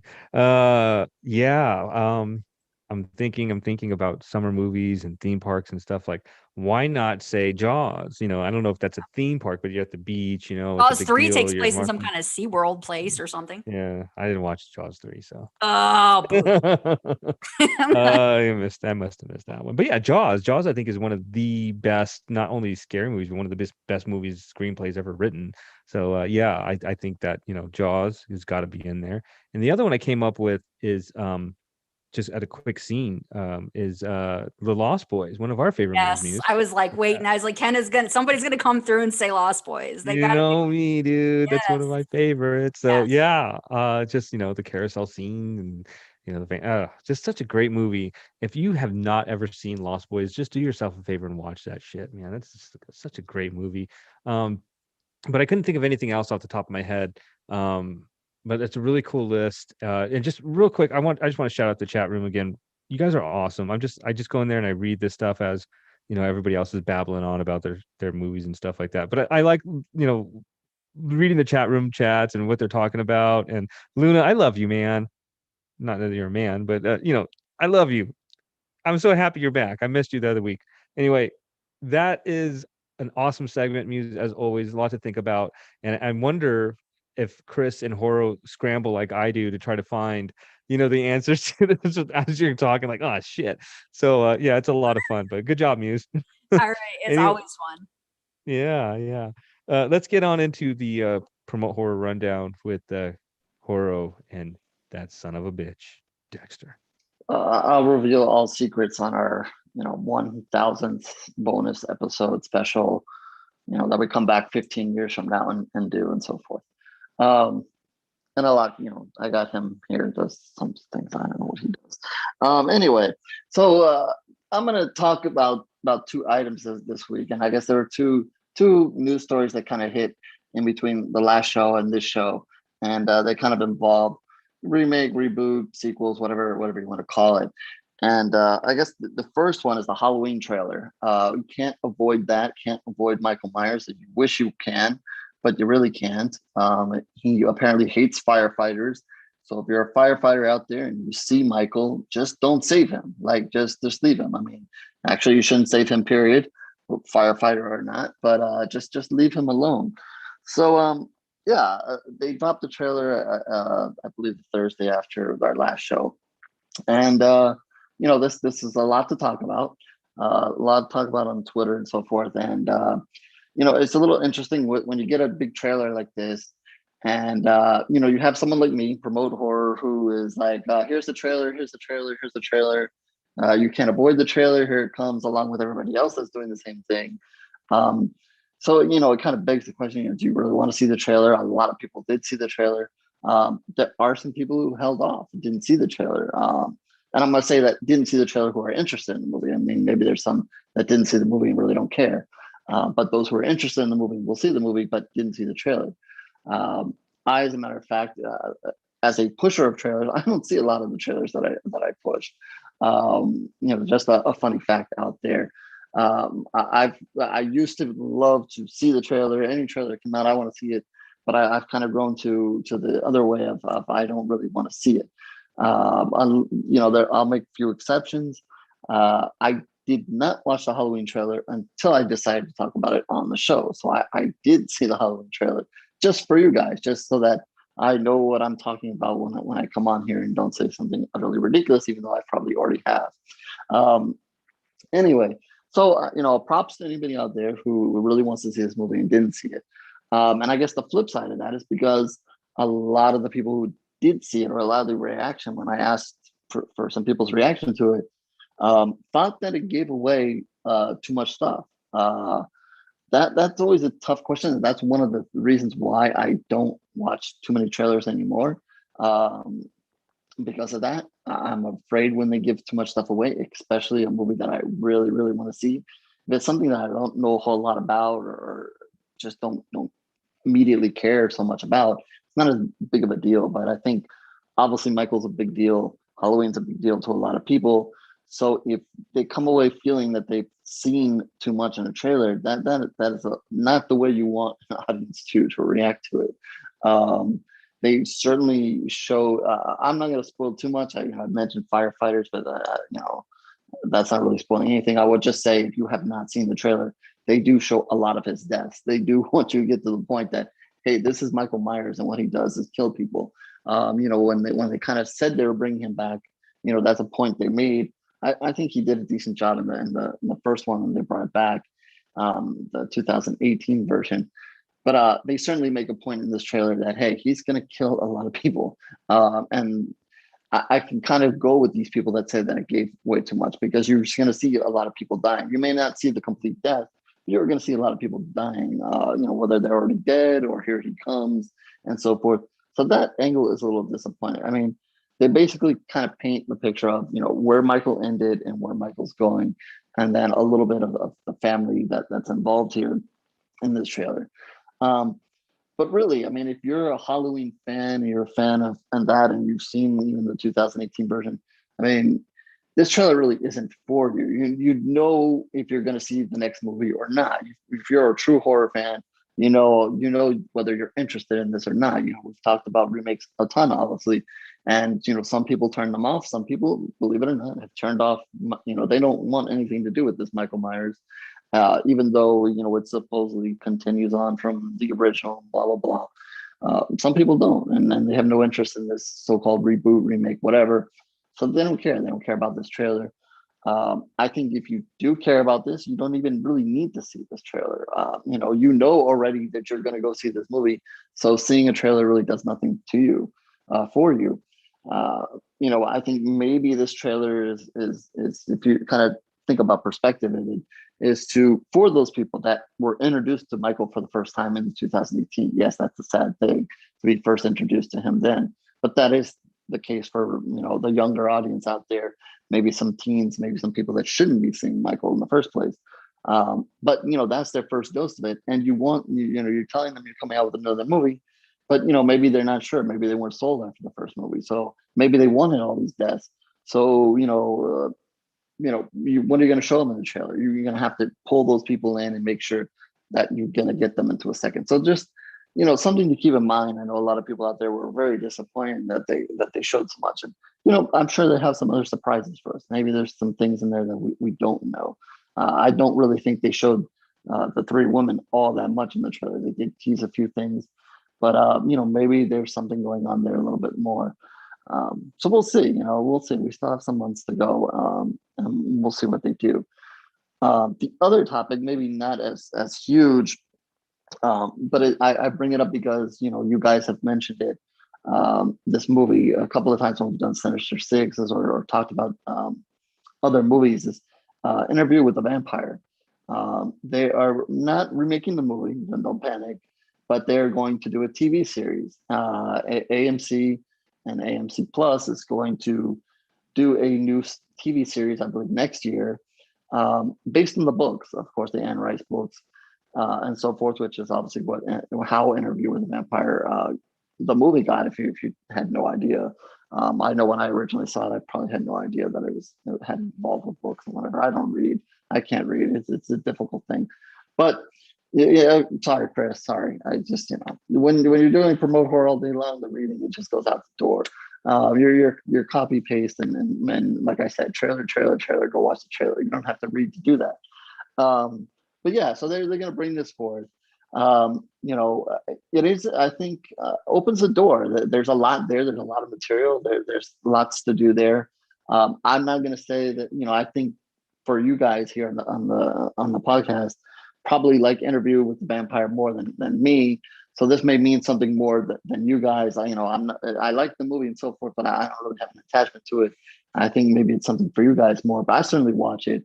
Like I said, they could do a lot of great things as long as they make sure the vampires don't sparkle. That is the key here.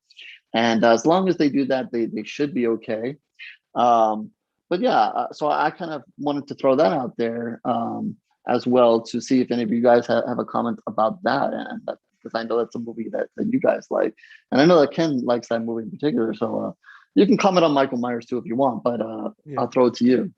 So you know, I'll start with Michael Myers. So you mentioned something about the trailers and in the beginning of your segment about how you don't talk too much about it, and I purposely did not watch the trailer because of obviously what you mentioned. You know, they show too much or whatever. Like I'll watch like whatchamacallit, like superhero trailers and stuff like that because I know too much about that shit. But yeah, I just didn't watch it, and I'm not super excited about the Michael Myers movie, to tell you the truth. I don't know why. I'm just not. But the trailers, I pick and choose them, you know, and so many people throw so many fits about it, you know, and they have their input, and it just turns me off to the movie. So if I don't watch it, then I don't care what they're talking about. You know what I mean? But if you watch it, then you participate in bashing a trailer, which is like, you know, 30, 40 seconds of a movie From what it sounds like, and I'm hearing a lot about, they put a lot of the you think you know what's going to happen because they put so much into the movie, but we don't know for sure, but it's possible. Anyway, now Interview with the Vampire, yes, one of my favorite vampire movies, and I think that just that cast is stellar. But it did give a good look into like old vampires, not just the Dracula or whatever. So it's something that I hope I can watch soon. Again, I remember I just one of the movies that you just like watching. It's like a comfort movie. But as far as the show goes, I don't know. I'll see. I'll see. What is it going to be released on? Do you know? This was just announced. Apparently, they gathered the rights to all the books and so forth. I think sometime last year, so they made this announcement now. So I think this is something to expect next year. Oh, okay. I don't know exactly when, but this is going to be a next year thing. Yeah, I might check it out just depending on what they do. But it does give a good opening to so many different stories you can tell, and Louis, um, who lived all those years, and then you see him like from the early 1800s to the modern times. So what happened in between there? So it's kind of gives something kind of cool they can mess with, or Lestat, for instance. Anyway, yeah, I'll pass it on over. Before you pass on, I just have one quick thing going with the trailer. Do you watch? I know we're both Star Wars fans. Do you watch the Star Wars trailers? Oh yeah, like over and over again. Oh, you suck. I don't watch those. Those I don't watch. Yeah, I get chills, man. I remember. I'm such a nerd. All right, Chris, go for it. We say trailers, and trailers have become a big business and highly anticipated. Like in 4 days, the trailer's coming out, and there are these 3-minute, 45-second trailers. I think King Kong vs. Godzilla had a 2-hour trailer. I'm exaggerating, but and unfortunately, you can see the whole movie in the trailer. The trailers used to be so good. The 30 to 40-second trailers. You remember the trailer for Scanners, where just the guy's head blows up? It's all you needed. Nothing mattered. With the love interest, couldn't care less. The head blows up, I am there. Trailers used to be so good. If a movie's coming out that I really, really want to see, a Halloween movie, which could go either way. I don't know which way it'll go. I don't want to see the trailer because it's going to be one of those 3-minute, 45-second one and then you realize there's 14 minutes left in the movie, and you remember a scene from the trailer that hasn't appeared yet, and all of a sudden you know who the killer is before it happens. And it's sort of a spoiler. It works both ways, though. I remember the 1998 Godzilla movie with Matthew Broderick, what ended up being an underwhelming disappointment, not a movie without merit, but certainly a disappointment. But the trailer for that movie was really good. I don't know if you guys remember it, the 2 hobos sitting on the dock being chased back. You never see the monster. Screen goes black, and then you hear Godzilla's roar. It's a wonderful trailer, a lot better than the movie. But they need to bring back those 30 to 40-second trailers that the old slasher films and old monster movies of the 1980s had. But like I said, I remember the trailers, and if I'm 9/10 through a movie and the scene hasn't happened yet, all of a sudden I say, "Oh, I know, I saw that. What's coming up?" So that's my feeling. I don't know if I've answered the question, but that's my feeling. That works. That works. And I love Scanner's example. That's all it needed. All right, Muse, you're up. All right. Well, I'm going to be the one that has the completely different answer from everybody else. I always watch the trailers. I hate surprises. I want to know what's going to happen, at least to a degree, because they always kill off people that piss me off in these movies. And I'm like, oh, why? And I do like to see a lot of carnage, but there will be a character I really get into. They kill him off. And then it just, I don't know, it ticks me off sometimes. But I do agree. This one was a little long. I was like, wait a minute, how long is this trailer? I literally just watched it while you were talking on mute.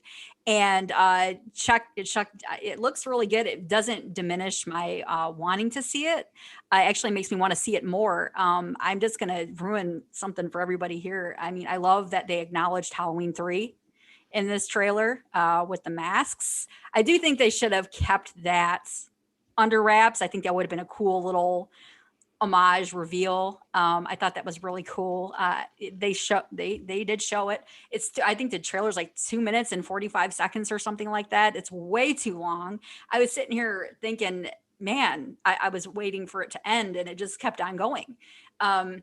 So yeah, a little long, but it doesn't upset me. And I do usually watch the trailers every once in a while. I won't watch them, but it doesn't have anything to do with it spoiling anything for me. I'm excited about the movie, and it just helps me get more hyped and ready. As far as the Interview with the Vampire series, I really love the movie so much. It's going to be hard for me to get into a TV show. I love the cast. So for me, it's going to be all about who they get to play these parts.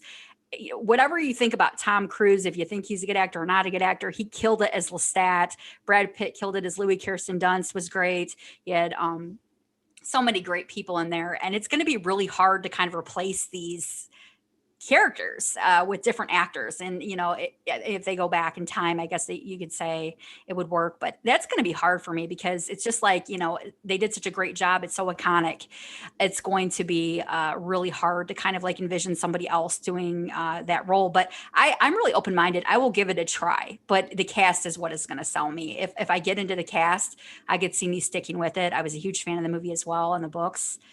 So they just got to cast this one right. And I think that it could actually do really well. There's a lot of story to tell, I'm sure. So yeah, that's my take on it. I'd watch the trailers. Send me your hate mail, halogirl23@yahoo.com. Yeah, no, I mean, I understand though. I do. The trailer was a little long, so yeah. Yeah. So and I guess you mentioned the part 3 there, and I guess they just can't decide whether they want to distance themselves from Halloween or they're going to include Halloween or what they want to do. Is so confusing. But that's a totally different show at a different time. We can unfold all the madness there. And as far as Interview with the Vampire, casting is going to be good, but I think AMC finds talent. They find talent. They made it work for The Walking Dead. They've made it work on shows like Saul and so forth. So I have faith that it's at least should be in good hands, and let's see what they do. We could end up with, what is it, 11, 12 seasons of that? What do we have at The Walking Dead? 11, 12 seasons. I don't know, whatever. Again, if they sparkle, that's it. It dies right there. Anyway, I want to touch on some news real quick because I definitely want to get into Chris's review here. So Ken is going to have to wait from October 1st until October 22nd now to see his Dune movie, because I know he's going to theaters to see that. They pushed that back again. Unfortunately, yeah. Yes, unfortunately. For those who are listening to us live, we just had a whole speech about trailers. Don't Breathe Part 2, the sequel. Muse's sequel girl. Trailer will be out tomorrow, so I'll be expecting you to see the trailer. Demons and Demons 2. They're going to be having a 4K Ultra HD and remastered Blu-ray release in October. So bring back some goodness there if you're into collecting that.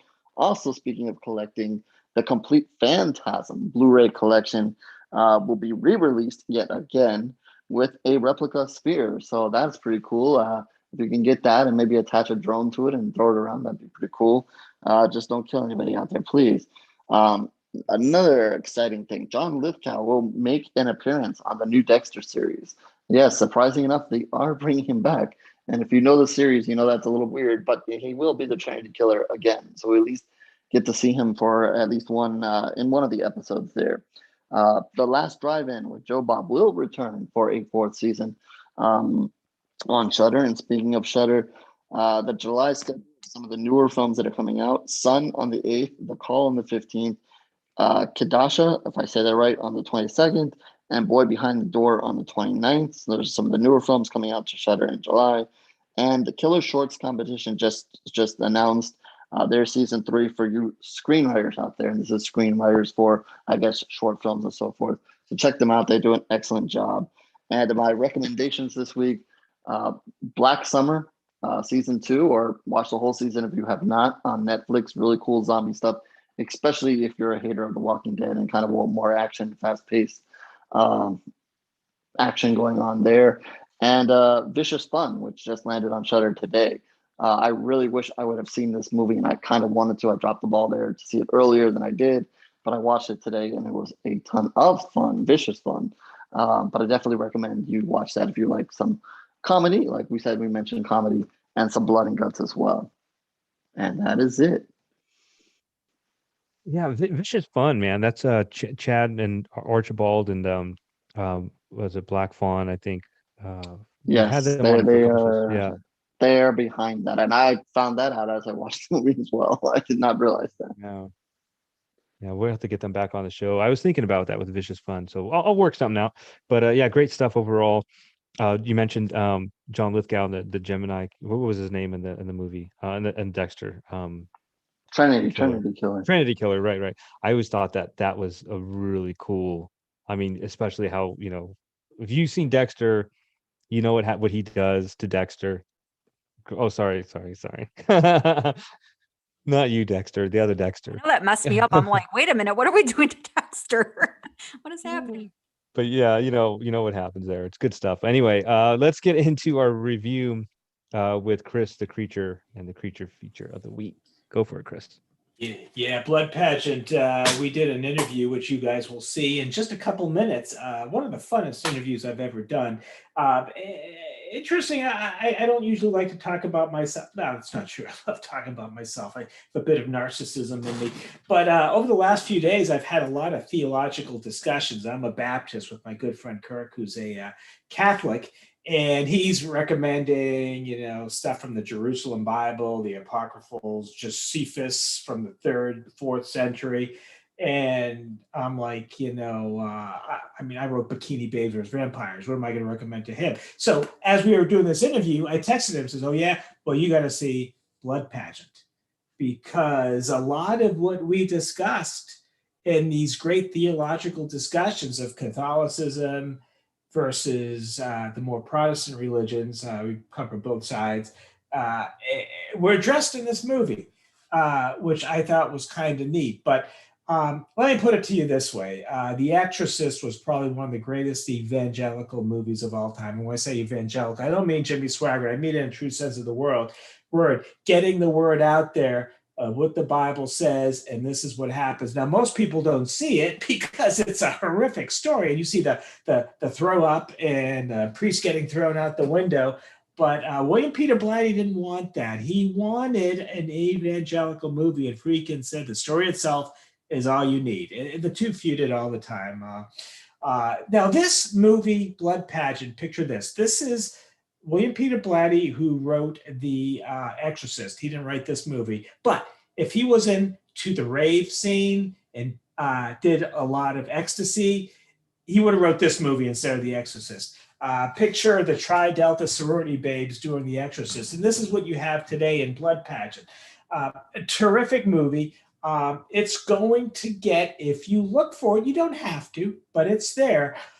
Usually when you bring up religion in these movies or theology in these movies or a Catholic priest who does exorcism and demons in these movies, it gets into far-fetched stuff that's not even real. This movie's careful. The stuff in this movie is very theologically correct. And I was very, very impressed by that. You don't see that often. Now, if you're not looking for that, that's fine. You don't have to look at this movie this way. A brief review of the plot is a reality show called The American Dream. And as the movie opens, a couple of different things are happening. One is Amy is getting ready to be one of the 7 contestants on The American Dream. I think it's a combination of American Idol and Bachelor. They don't really tell too much about what this reality show is, but you've seen it. I mean, the gals all get glammed up. They're competing against each other. They're catfighting each other. And that's what's happening here. You might say this is kind of comedic. It really isn't, because all we know about this reality TV industry, it is just like this. I mean, there's a wonderful quote in it. This is a bloody reality show. Of course we have to lie. And we laugh at that, but in reality, that's true. Ask anybody who's worked on these reality shows. So Amy shows up with an advantage. Amy has a life coach who just happens to be, I'm not going to tell exactly who she is because he'll get into the backstory, but let's just say she's a woman who's evil and can put spells on people. And she tricks Amy into going to the pageant or reality show with a means to put curses on the other girls. And of course, those curses aren't going to go well for the other girls. Usually ends in a bloody or painful or tortuous death. And you'll see that. Another contestant, Crystal, you're going to see both these ladies in just a moment, is a Bible teacher at, I think, a Christian school. And she's into the Bible. She's teaching Davy and Goliath as we open the movie. She's got a boyfriend who she might want to marry. It's all very clean cut. And she goes determined not to put her morals aside. Of course, that will be tested. And the reality show starts, and pretty quickly, babes start dying horribly in it. And some of them, it's fine. You're just laughing at it. You meet them, you hate the guts. But Amy gets more and more affected by this demon that's working for her. She gets more and more evil. She puts on other curses, and she's really getting carried away, and people are dying horribly. And there's a backstory to why it's Amy doing it. And I won't go into that here. You'll see the movie and you'll love it. And Crystal is trying her darndest to remain true to her faith. It's very, very difficult to do. And she, on one occasion, has to leave. This is always a good idea if you ever do it in real life.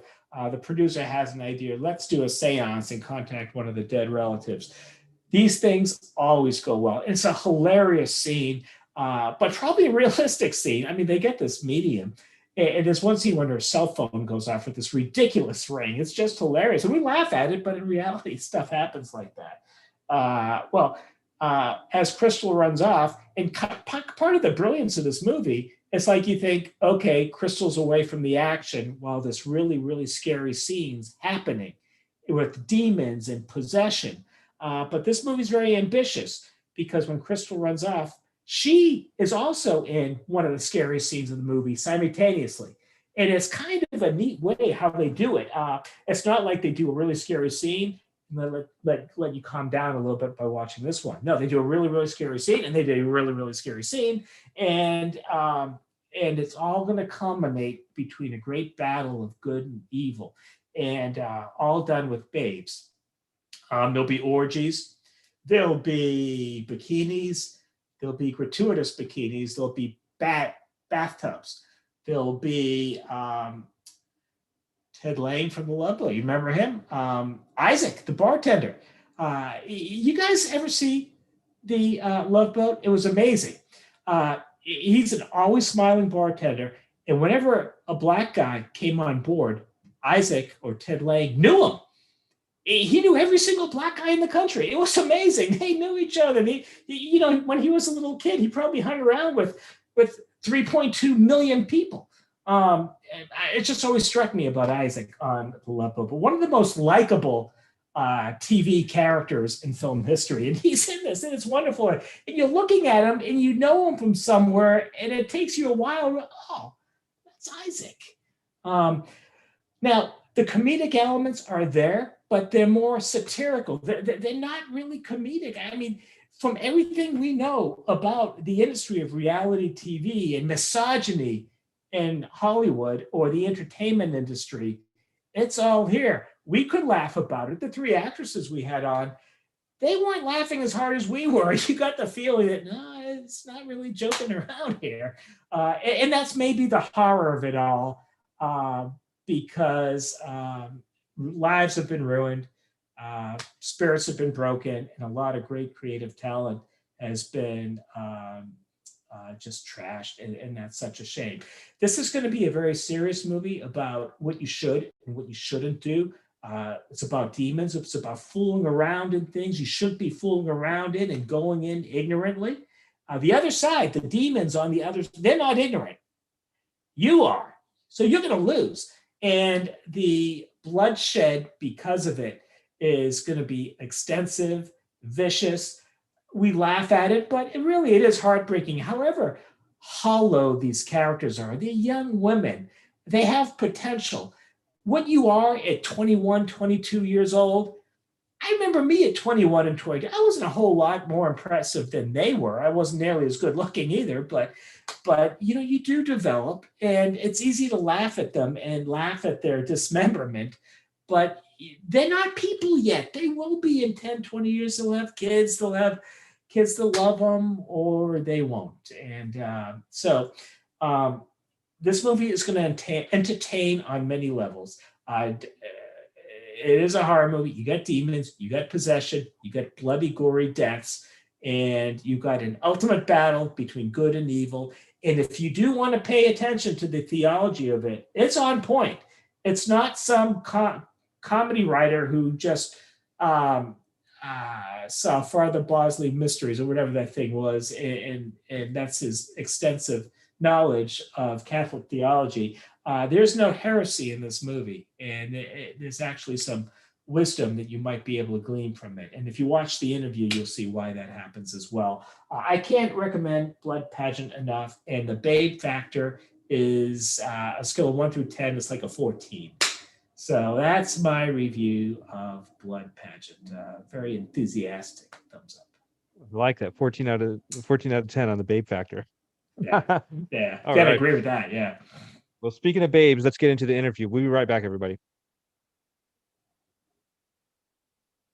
I hate that stupid thing. It's so loud. All right. It's like the HAL 9000. It is. All right, let's bring it on home. All right, good stuff, man. That was a fun interview. A lot of laughs. Those women were great. They did really good on the Deathly 13. I always like when people get nervous, and they always do really good on it. Anyway, let's go around the horn. Chris, let's start with you with your shout outs. Yeah, I should have done this last week. I want to thank David Rimbaldi. He's the maker of the film Terror at Bigfoot Pond. I reviewed it on my blog. Got a chance to communicate with him. Got a chance to communicate with one of the stars, Gemma McFarland. Lovely, lovely woman. And they sent me an autographed script from Terror at Bigfoot Pond. It's there. Even Bigfoot signed it. So this is big news. And I tell you, as far as I have a little bit of movie memorabilia, this goes on the top. I just want to thank David and the cast from Terror at Bigfoot Pond. Good stuff, man. That's cool. That's a good collector's thing. All right. HorrO and Dexter, what do you guys got this week? All right. Real fast. Martin Wilson, director of Great White, coming out soon. Got to spend a few minutes talking to him about the movie from Australia. I know Chris tried to blow it up a long time ago, but apparently it's still there, and Martin is doing good. So it's good to actually talk to an Australian. I got called mate, which was pretty cool. Let's see. I want to throw an unusual shout out to all the PR companies out there who help us watch these movies and set up these interviews. Obviously help promote horror a ton. Promote horror puts out a lot of information thanks to them. So there's so many out there to name. I'm not going to name them all, but just thank you guys. And obviously, if you're representing a PR company out there and you want this movie to come on the show or for Promote Horror to do something, reach out. We're here to help. So thank you guys. We couldn't do it without you. They definitely helped set up the three women that came on the show today. That turned out awesome. Besides that, love horror, love the horror community, and spread the horror. Yeah, that's funny that you say that because I think we talked to some of the same people, some of them at least, and I always forget to follow them actually on the social media. So I started trying to follow all of the PRs, and they're so great. They're so nice, Clint and this Alicia from I forget the name of the company, but they're just such good people, and they're trying to spread the horror, as you put it. So, but we benefit from that, and we always get some good interviews. Actually, they just sent me 2 really good movies that I'm excited about. So there's a lot of behind the scenes with the podcast and the show that we do, and all of us work so hard to come up with this, and we have to make sure that we say thank you, not just to our followers and our listeners, but to the people that contribute to the show in other ways. And the PR companies is definitely one of them. So yes, thank you, HorrO, for bringing that up. Muse, what do you got this week? I just want to shout out a few people that always shout me out every week. They're great people. John Flushing at Flushing John. He's a great person, author, and just a really fun follow. He's got a great sense of humor. He's a fantastic person. Isaac Thorne. We know Isaac. He does our intro. Another great author. Always really just a great conversationalist and just somebody that shouts out every week, and just love him. And Nee Goddammit always throws a shout out to our podcast as well. I think she's at Nee Goddammit. I'm not sure. I just like saying Nee Goddammit. But Nee is awesome. Always really great with the shout outs as well. And just a really fun follow. And I could go on all night, but I will wrap it up there. And I just want to say happy 100th episode to Harrison Smith. He's at number 100 on his podcast. So if you guys haven't checked out he's at the Cinema Podcast, and check him out. And he's part of the Strange Society Network, which has a lot of different podcasts. I'm going to steal Ken's everything here. I'm hating you right now. I'm hating you right now because you're taking all my shit. Always is like, the Strange Society. I always forget. And I wanted to shout them out as well. There's a lot of great podcasts on there. But yeah, happy 100th, Harrison. And I guess stay tuned. That's all I'll say on that. Yeah, watch the 100th episode or listen to the 100th episode for Harrison's show. It may have something to do with our show. Anyway, yes, all around, good job, everybody, with your questions tonight. And the chat room is on fire. As always, you guys are a riot. Yeah, until next week, I think episode 98, we're getting closer to, this is 98. This is 98, 99 next week, and then 100 the week after that. I have a big announcement. Anyway, I love you guys. Thank you so much. Have a great night. And till next week, keep it scary, my friends.